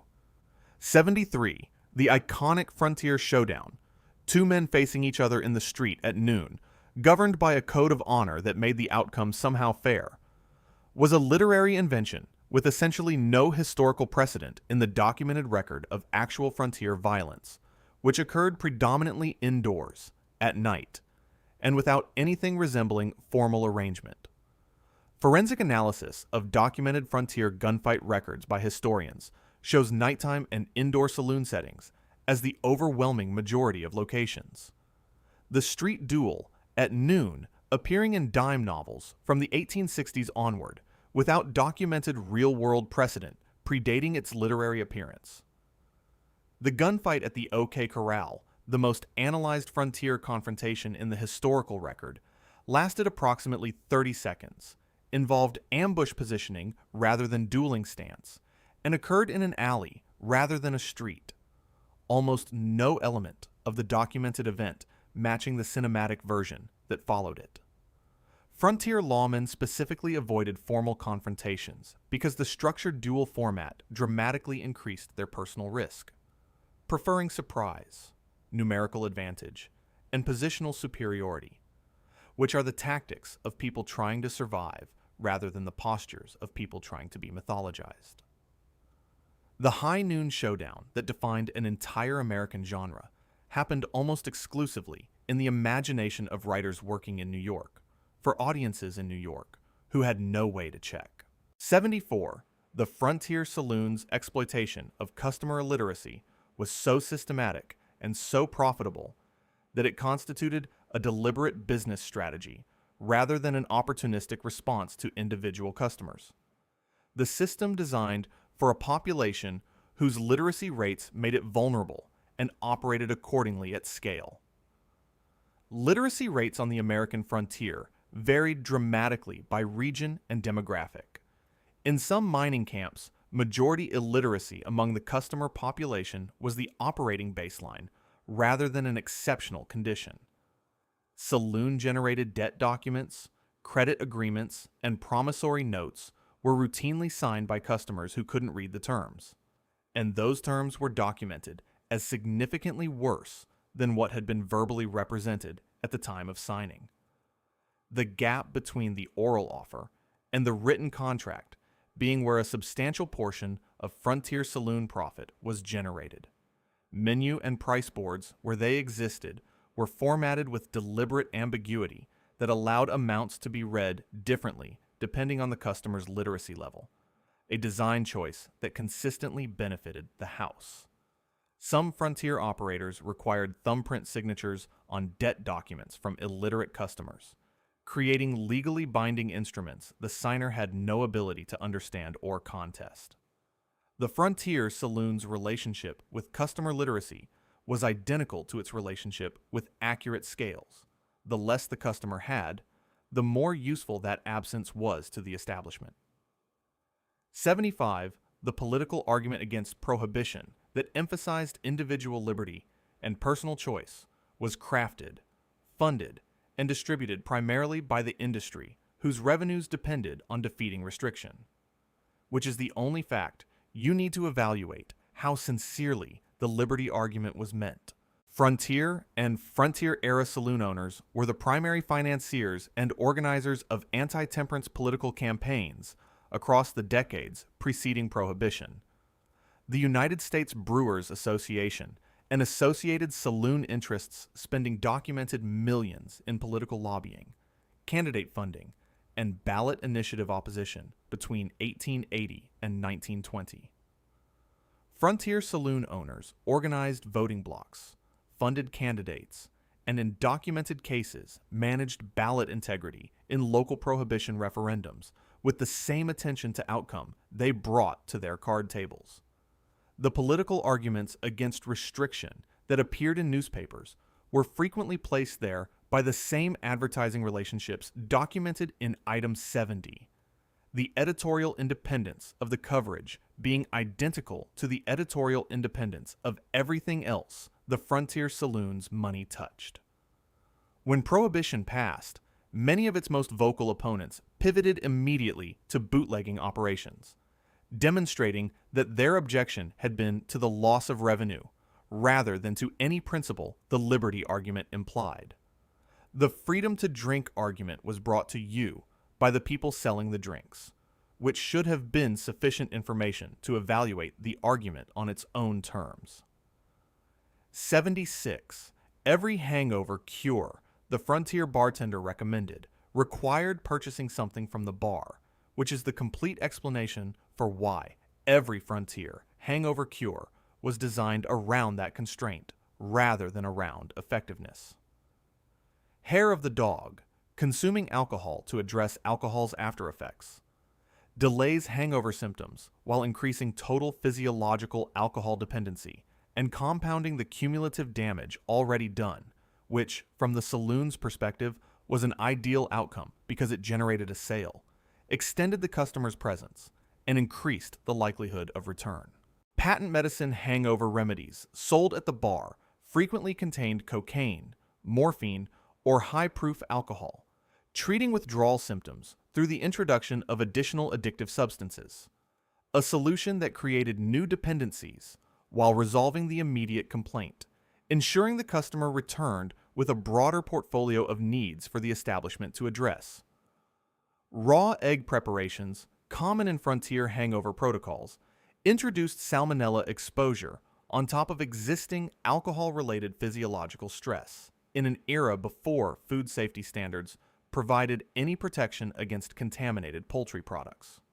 The frontier bartender's financial interest ran entirely toward solutions requiring a purchase, creating an advisory bias so complete and so obvious that the wonder isn't that the cures didn't work.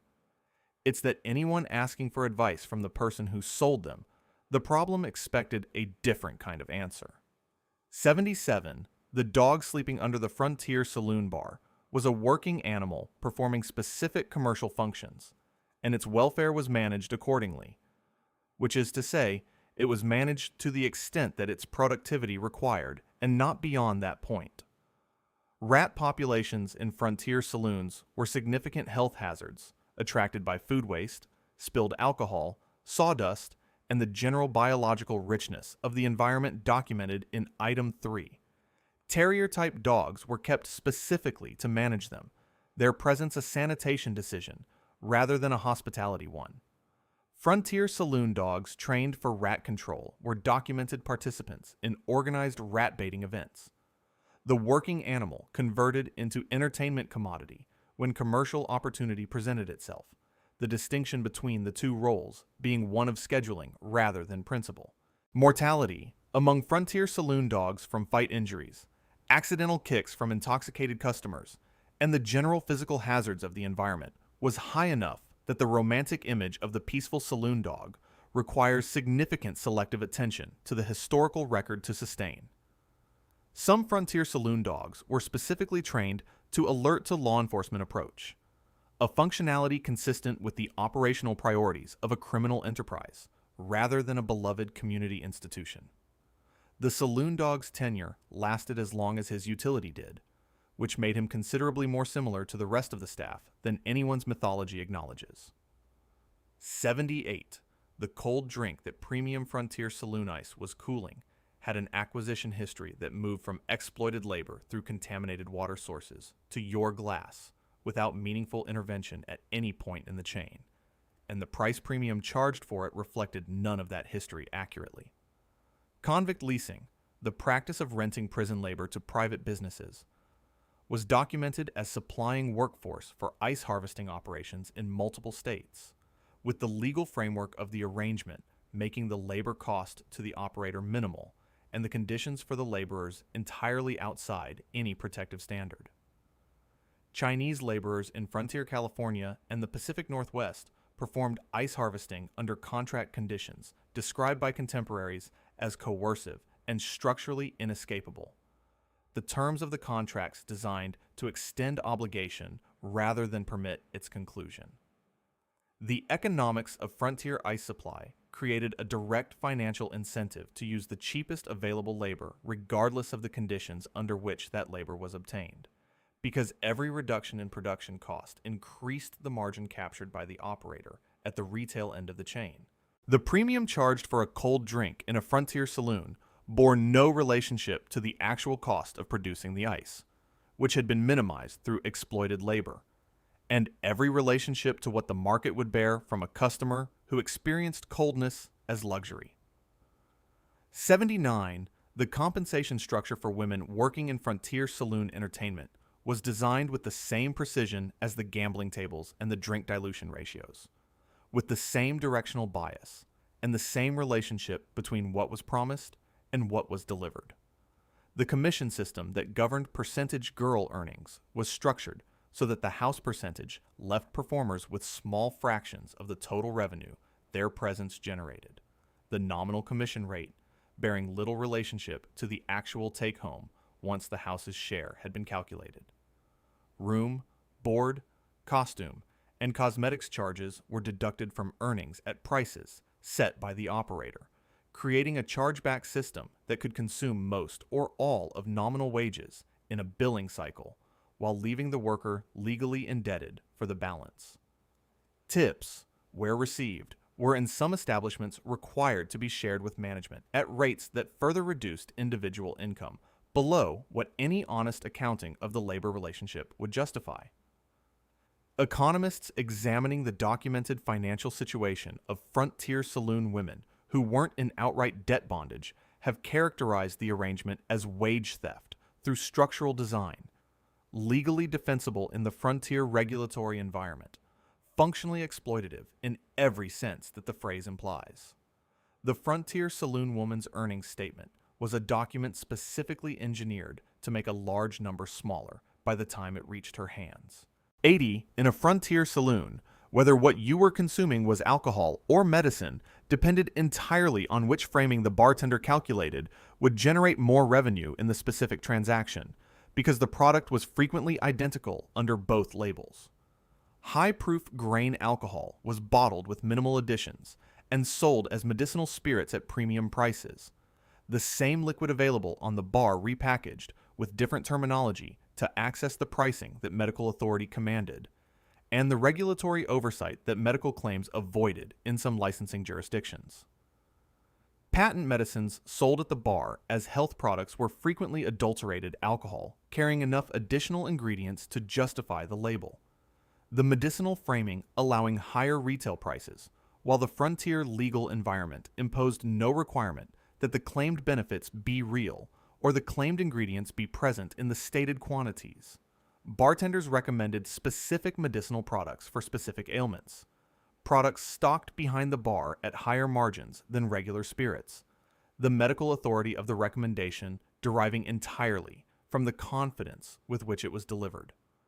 The deliberate blurring of medicine and alcohol was the foundational business model of the patent medicine industry that grew alongside frontier saloon culture, the same industry eventually shut down by the 1906 Pure Food and Drug Act, which arrived approximately 5 decades after the damage was already compounding across generations of customers who had no way to distinguish the categories.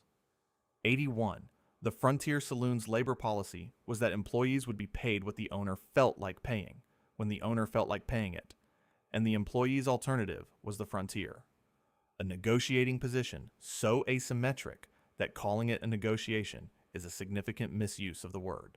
No minimum wage, no workplace safety requirements, no limits on working hours, and no legal recourse for wage theft existed in the frontier era's labor framework, which meant that every employment relationship was governed entirely by the employer's goodwill and the employee's inability to access any alternative enforcement mechanism. Wage theft, paying less than verbally agreed, delaying payment indefinitely, or simply not paying, was essentially unenforceable through frontier legal channels, particularly for workers without local social standing or economic relationships that gave their complaints weight. Working hours in frontier saloons during cattle season were documented at 16 to 18 hours per day, without overtime compensation or any legal obligation to provide it, a schedule that would violate labor law in every jurisdiction that has subsequently written any. Workplace injuries from fights, spills, fires, and equipment generated no employer liability and no compensation. An injured frontier saloon worker was simply a worker who no longer had a job. The early labor organizing movement's specific targeting of frontier industries, including saloons, was met with coordinated expulsion campaigns supported by saloon owners and executed by the law enforcement those owners had already purchased. 82. The independent frontier saloon operator building a business through individual entrepreneurship was in a meaningful number of cases. A franchise operator who hadn't been given the paperwork that used that word, because whiskey distributors, brewery companies, and railroad interests had funded the startup in exchange for captive retail arrangements that determined what he stocked, at what price, from whom. Major frontier whiskey distributors documented as financing saloon startups along their distribution routes created tied house arrangements requiring the saloon to purchase exclusively from the financing entity, an obligation that made the operator's apparent independence a legal fiction sustained by the absence of anyone withstanding to describe it more accurately. Railroad companies, in multiple documented cases, directly established saloon towns at planned stops along new routes, the saloon being part of the infrastructure investment rather than an organic commercial response to existing population.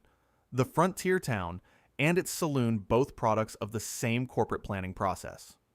Brewery companies extended equipment and credit to frontier saloon operators in exchange for exclusive pouring rights, a practice later prohibited in urban markets by regulations that didn't yet exist on the frontier, where the absence of oversight made the arrangement simply what business looked like. The independent frontier saloon man was a compelling narrative.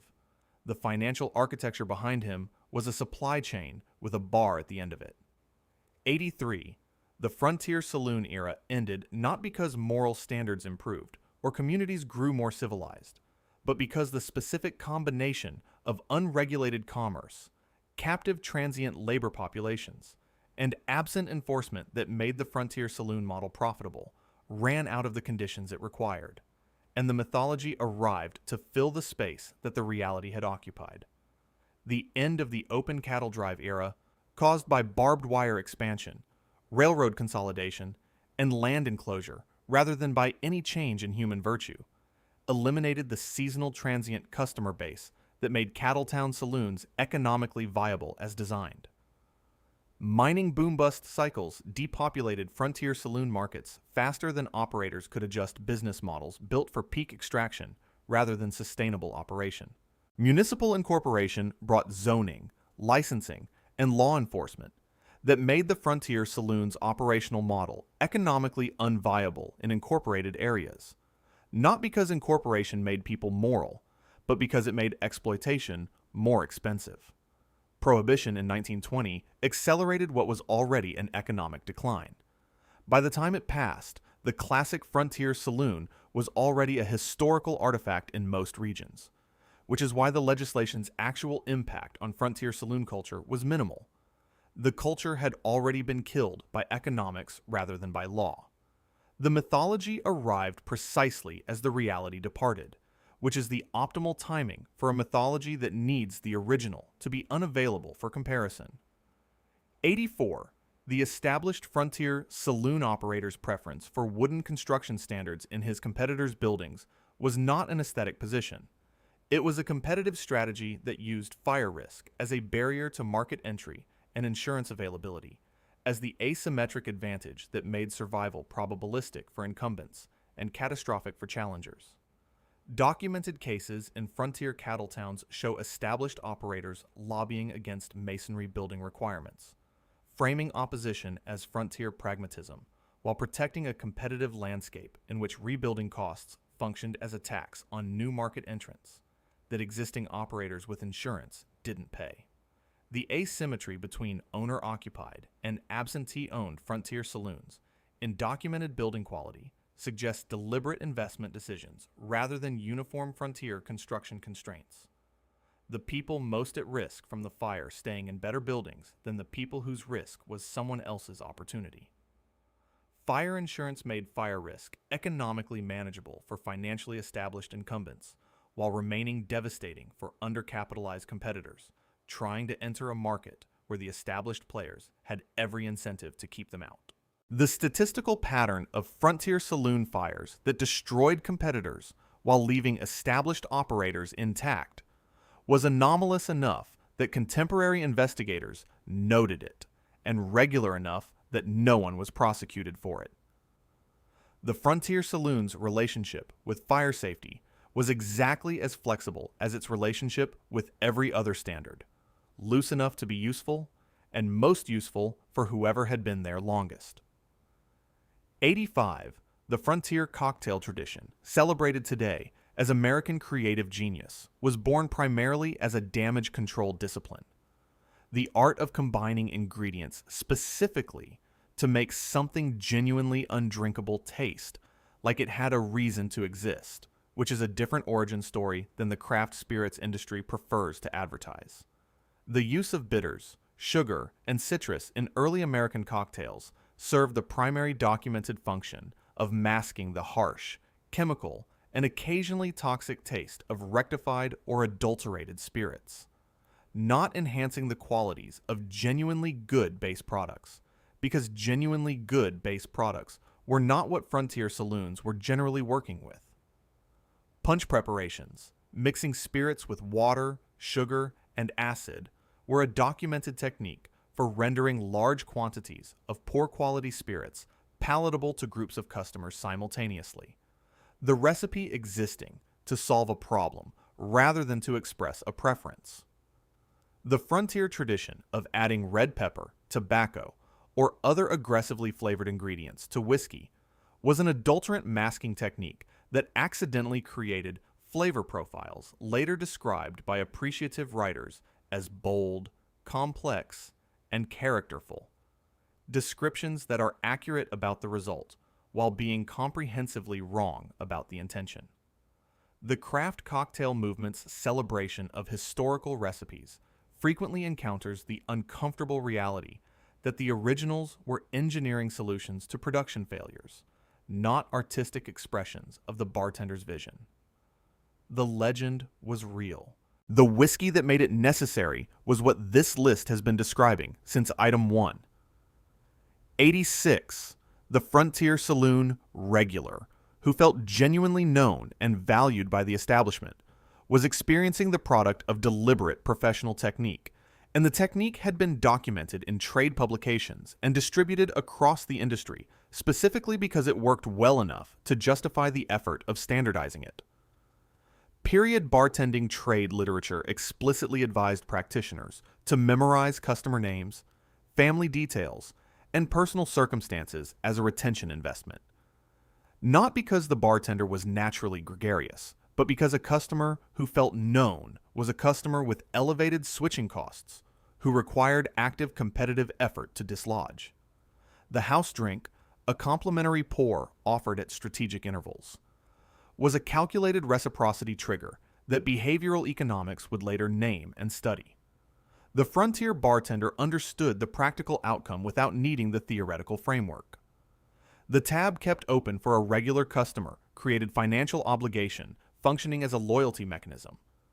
A customer with an open tab was less likely to drink at a competitor because leaving meant settling, and settling meant confronting the cumulative number.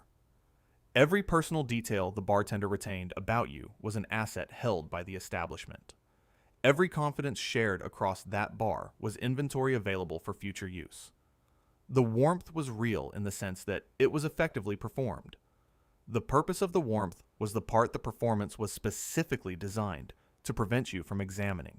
87. The Frontier Saloon sign promising the finest whiskeys, purest spirits, and most elegant atmosphere was operating in a legal environment that imposed no consequences for the distance between the claim and the reality, which is why the distance was routinely as large as the operator found commercially convenient. Palace, Grand, and Imperial were among the most common name components in Frontier Saloon signage, applied without irony or legal risk to single-room wooden structures with dirt floors, one lamp, and a bar that had been assembled from available lumber rather than designed by anyone. Frontier Saloon names claiming geographic prestige, the New York, the London, the Paris, were documented in towns whose operators had never visited the referenced city, and whose customers had no mechanism for the comparison the name implied. Signage claiming finest whiskeys or pure spirits was legally unenforceable in the Frontier era and was applied with consistency to the adulterated products documented in Item 1, the claim serving as a framing device for the transaction rather than a description of the product. Period trade catalogs show imagery on Frontier Saloon signs depicting idealized luxury and abundance, having no relationship to the actual establishment. The sign being the most aspirational piece of fiction in a building full of them, and the one most customers saw before they could form an independent assessment. 88. The proximity of frontier saloons to churches was not a cultural accident produced by two opposing institutions growing up in the same town. In documented cases, it was a deliberate positioning strategy by saloon operators who understood that the church's congregation was a pre-assembled customer population and that establishing physical proximity before the moral geography of the town solidified was a competitive advantage worth the real estate investment. Frontier saloon operators in documented cases purchased lots adjacent to announced church construction sites specifically to establish presence before the surrounding neighborhood's commercial character could develop in a direction unfavorable to their operations. The fork-in-the-road architecture that resulted, saloon and church sharing a block, competing for the same residents' time and attention, was in some cases engineered rather than coincidental, the engineering being the saloon operators and the church's congregation being the target market. Saloon operators funded political opposition to church-sponsored temperance ordinances with timing calibrated to coincide with church-organized reform campaigns, treating the competition for community loyalty as the commercial contest it functionally was. The frontier church and the frontier saloon were competitors in a market for the same customer's time, money, and social identity, and the saloon had longer hours, lower admission requirements, and a product that created its own demand. The competition was closer than either side publicly acknowledged. 89. The frontier saloon's position on food safety was that it was the customer's problem, a philosophical stance that required no policy document to maintain because the frontier legal environment had not yet produced any mechanism by which the customer's problem could become the operator's problem. No product liability for food service existed in the frontier legal framework. A customer sickened by saloon food had no legal recourse against the operator, which meant the operator's incentive ran entirely toward cost minimization and entirely away from quality investment.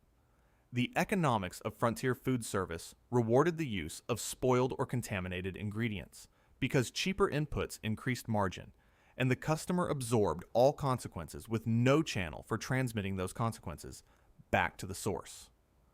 Frontier saloon operators who experienced social consequences from documented food poisoning events typically responded with temporary improvement, followed by reversion. The social memory being shorter than the economic incentive to revert, and no legal memory existing at all. The Pure Food and Drug Act of 1906, which eventually created accountability for food service operations, was specifically motivated by documented abuses in industries, including frontier saloon food service, meaning the legislation was a response to what the frontier saloon had normalized across decades of profitable operation. The menu was a probability distribution.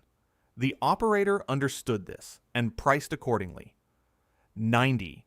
The frontier saloon that couldn't survive on honest margins wasn't failing.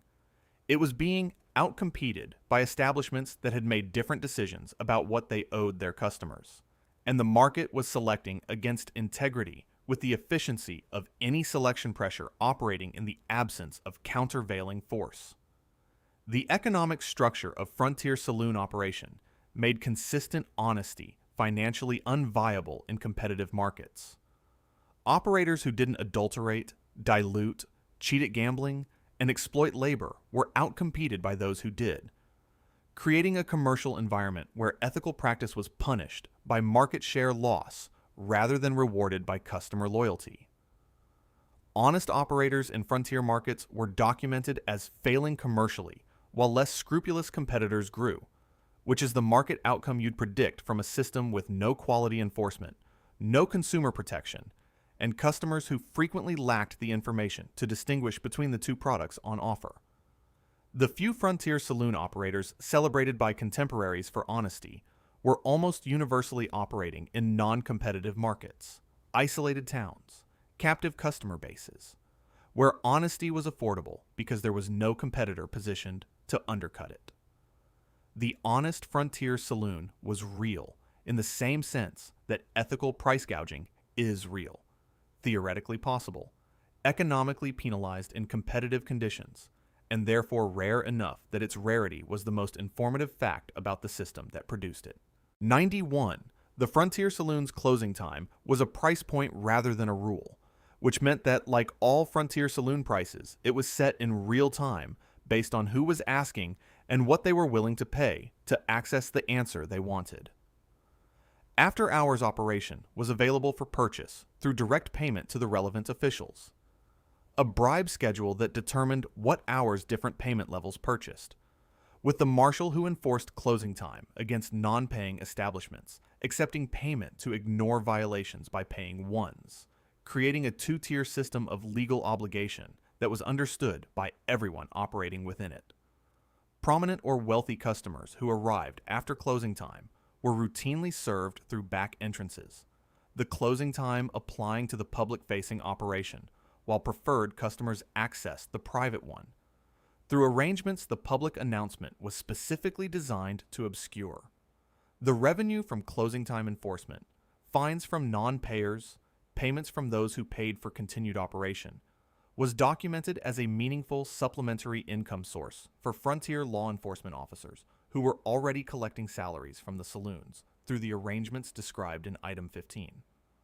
Frontier Saloon closing time was simultaneously a rule that governed the establishment's public behavior and a commodity available for purchase that governed its actual behavior, and the gap between those two was where a significant amount of Frontier commerce occurred every evening.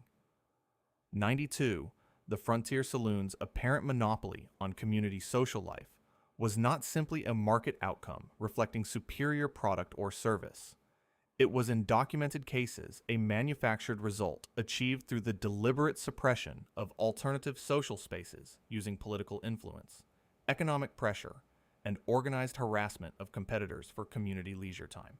Frontier Saloon operators funded political opposition to public library construction, community hall development, and other non-alcohol social infrastructure, with accurate commercial understanding that these represented competition for the discretionary time that the saloon was currently monetizing.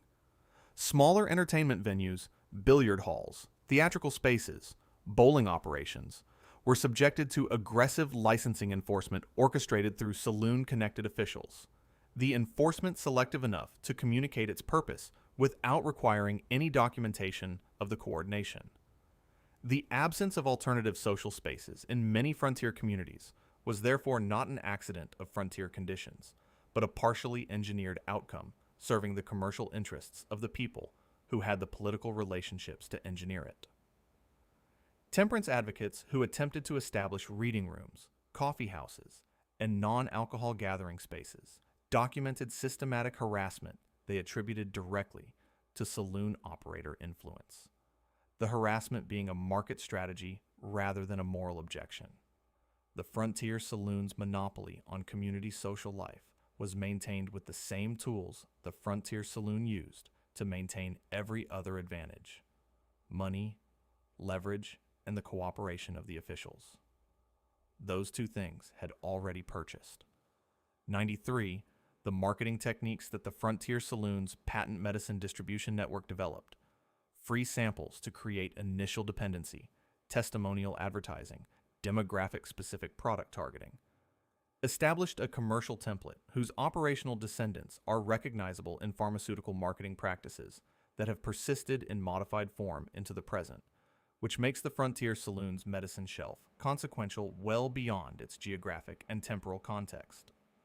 Testimonial advertising was pioneered by patent medicine manufacturers who posted customer accounts in Frontier Saloons specifically because saloons were the highest traffic retail environment available, the testimonial appearing where the target customer already was, with the social proof of being displayed in a community gathering place rather than a stranger's advertisement. Free samples to create initial dependency were documented in Frontier patent medicine distribution through saloon channels, products given without charge until customers were physiologically dependent and paying a customer acquisition cost that paid for itself through the dependency it created. Demographic-specific marketing, women's tonics, veterans' remedies, minors' cures, reached its target populations through the saloon distribution network that had access to those populations in commercial concentrations unavailable through other channels. The regulatory framework created to address patent medicine abuses directly shaped modern pharmaceutical regulation, which means the Frontier Saloon's medicine shelf wrote some of the rules that govern what you're currently allowed to sell people, by demonstrating at scale what happened when those rules didn't exist.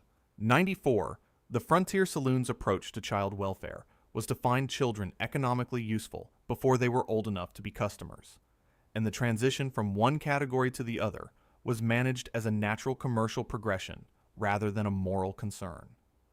Bucket boys, children who carried filled containers of beer from saloons to work sites, mines, and private residences, were a documented feature of frontier and industrial-era saloon operations.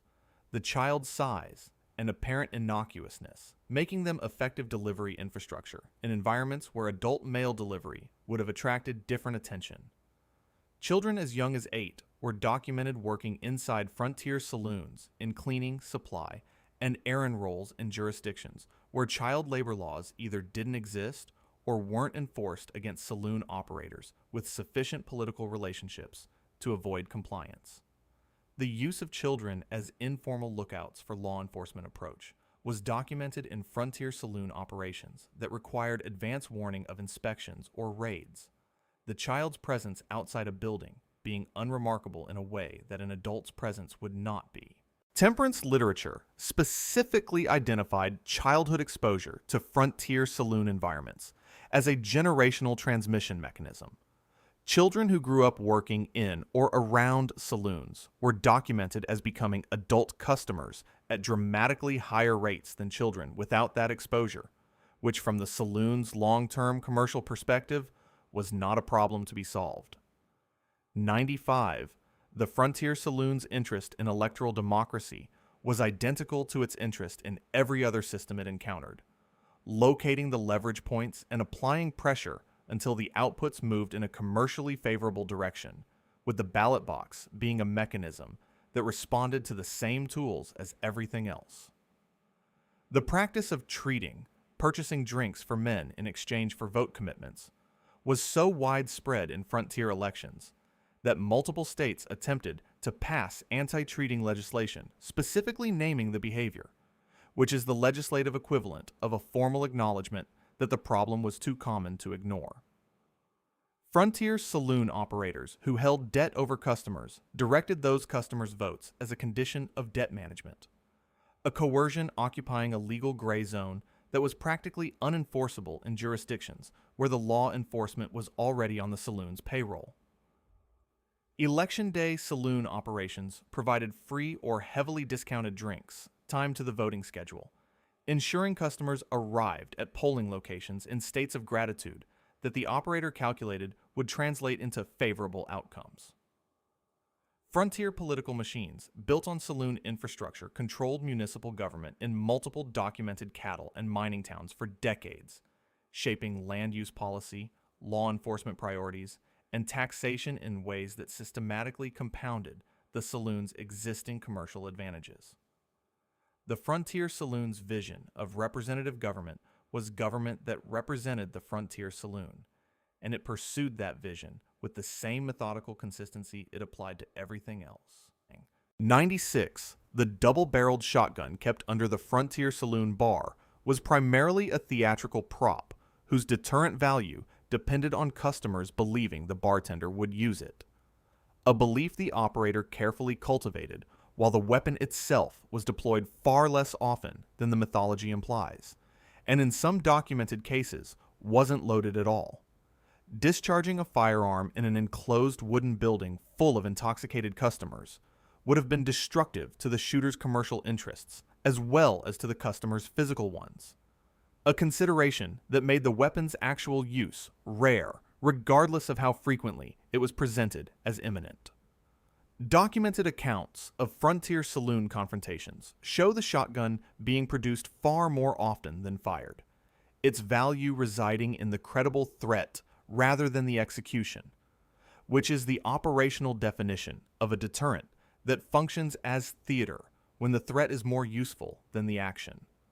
Some frontier saloon operators kept unloaded weapons, specifically because a loaded weapon in the chaotic saloon environment created liability. The operator wasn't interested in managing, the unloaded version providing identical deterrent effect at lower operational risk.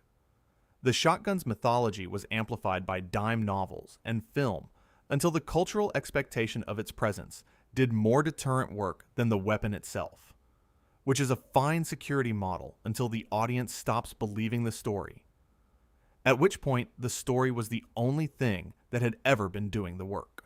97, the Frontier Saloon's vision of community was specific and enforced, and the enforcement of that vision in multiple documented regions extended to participation in violent campaigns against Chinese, Black, and Mexican populations, making the saloon not merely a passive beneficiary of frontier racial hierarchy, but an active organizational and financial participant in events that reshaped the demographic character of entire regions. The anti-Chinese violence of the 1870s and 80s in the American West was organized through saloon networks in California, Wyoming, and the Pacific Northwest. The Rock Springs Massacre and the Tacoma Expulsion, both carrying documented connections to saloon-centered organizational activity and financing. Frontier saloons in Texas borderlands were documented as organizing and funding raids against Mexican communities framed as law enforcement, while serving the economic interest of eliminating agricultural labor competition and accessing land that became available through the resulting displacement. Sundown town enforcement, requiring non-white residents to leave town limits by sunset, was coordinated through frontier saloon communication networks in documented cases, the saloon functioning as the hub for information and instruction that made the policy operational. The economic motive was direct and documented, eliminating non-white competitors in mining and agricultural labor markets reduced wage competition, while simultaneously increasing the Anglo customer base for saloon services. The Frontier Saloons community was a commercial category with a violent enforcement mechanism, and the enforcement was part of the business model. 98, the noise level in a Frontier Saloon was maintained at a volume that served commercial purposes beyond atmosphere.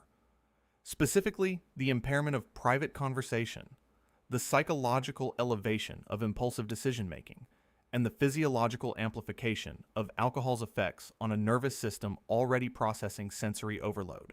The inability to conduct private conversation in a loud Frontier Saloon meant customers couldn't coordinate with each other to identify cheating, compare notes on pricing discrepancies, or organize any collective response to the exploitation occurring around them. The noise functioning as a social atomization mechanism that kept customers isolated within the crowd. Behavioral research conducted decades later demonstrated that high ambient noise increases alcohol consumption rates. A finding Frontier saloon operators understood empirically through commercial observation before any research framework existed to explain the mechanism they were already exploiting. Elevated noise levels increase impulsive decision-making and reduce risk assessment quality, effects that systematically benefit gambling and drink purchase decisions by degrading exactly the cognitive functions that would otherwise constrain them.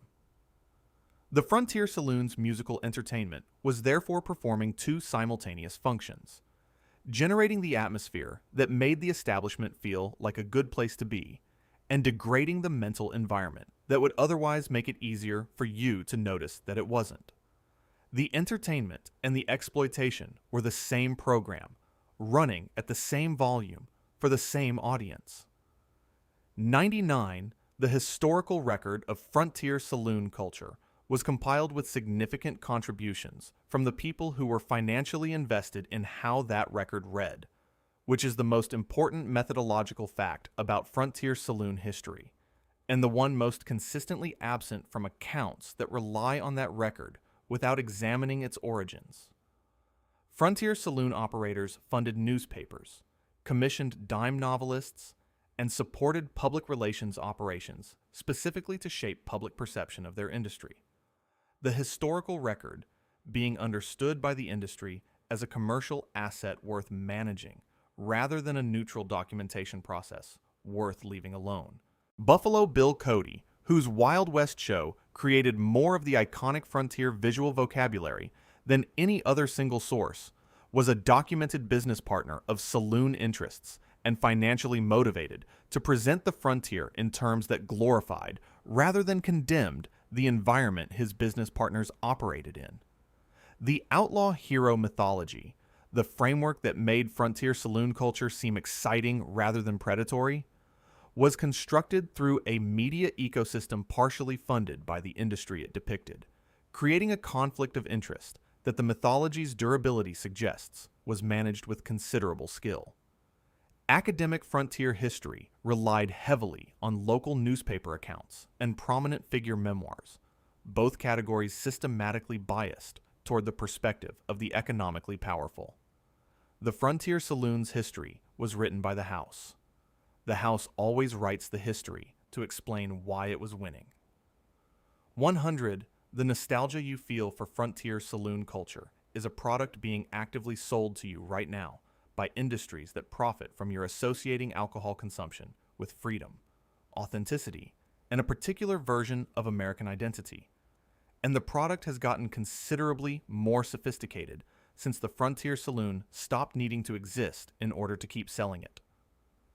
The modern craft spirits industry markets through frontier imagery with a consistency that reveals commercial strategy: frontier whiskey, outlaw bourbon, pioneer rye, labels connecting contemporary products to a mythologized past, while the actual history of frontier spirits has been documented in item 1 of this list.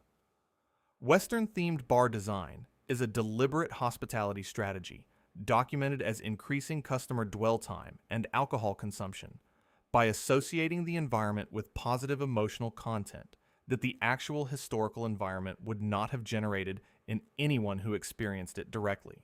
Country music's sustained celebration of saloon culture, bars, whiskey, honky-tonks as repositories of authenticity and emotional depth, is a genre convention whose commercial function is the normalization of alcohol consumption wrapped in a cultural identity people feel genuine attachment to. The nostalgia is the product. The frontier saloon stopped existing over a century ago and has been running a more profitable operation ever since, selling you the feeling of a place rather than the place itself, which has the considerable commercial advantage of not requiring a floor. 101. Every element of the frontier saloon mythology, the swinging doors, the honest barkeep, the fair fight, the cold beer, the romantic freedom of it, was manufactured, distributed, and maintained by parties with direct financial interest in your believing it. And a century of reinforcement has made it feel like cultural memory when it is more accurately described as the longest-running marketing campaign in American history. The complete transmission chain is documented. Frontier saloon operators funded dime novelists who built the initial mythology. Wild West shows performed it for mass audiences in eastern cities. Early Hollywood films codified the visual language because the shows had already established audience expectations. The modern spirits, tourism, and entertainment industries continue to extract commercial value from a mythology they inherited and maintain without significant modification because it still works. No element of the romantic frontier saloon image has survived rigorous historical examination intact.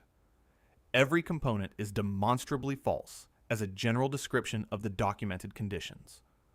The mythology's persistence, despite available contrary evidence, is itself a documented psychological phenomenon. People resist information that undermines nostalgic frameworks because the nostalgia is doing emotional work that the truth doesn't do. You are, at this moment, statistically more likely to accurately describe the layout of a fictional Western saloon from a film you watched as a child than to accurately describe any of the 100 documented conditions this list has just walked you through. One of these items is the one you're still not ready to believe.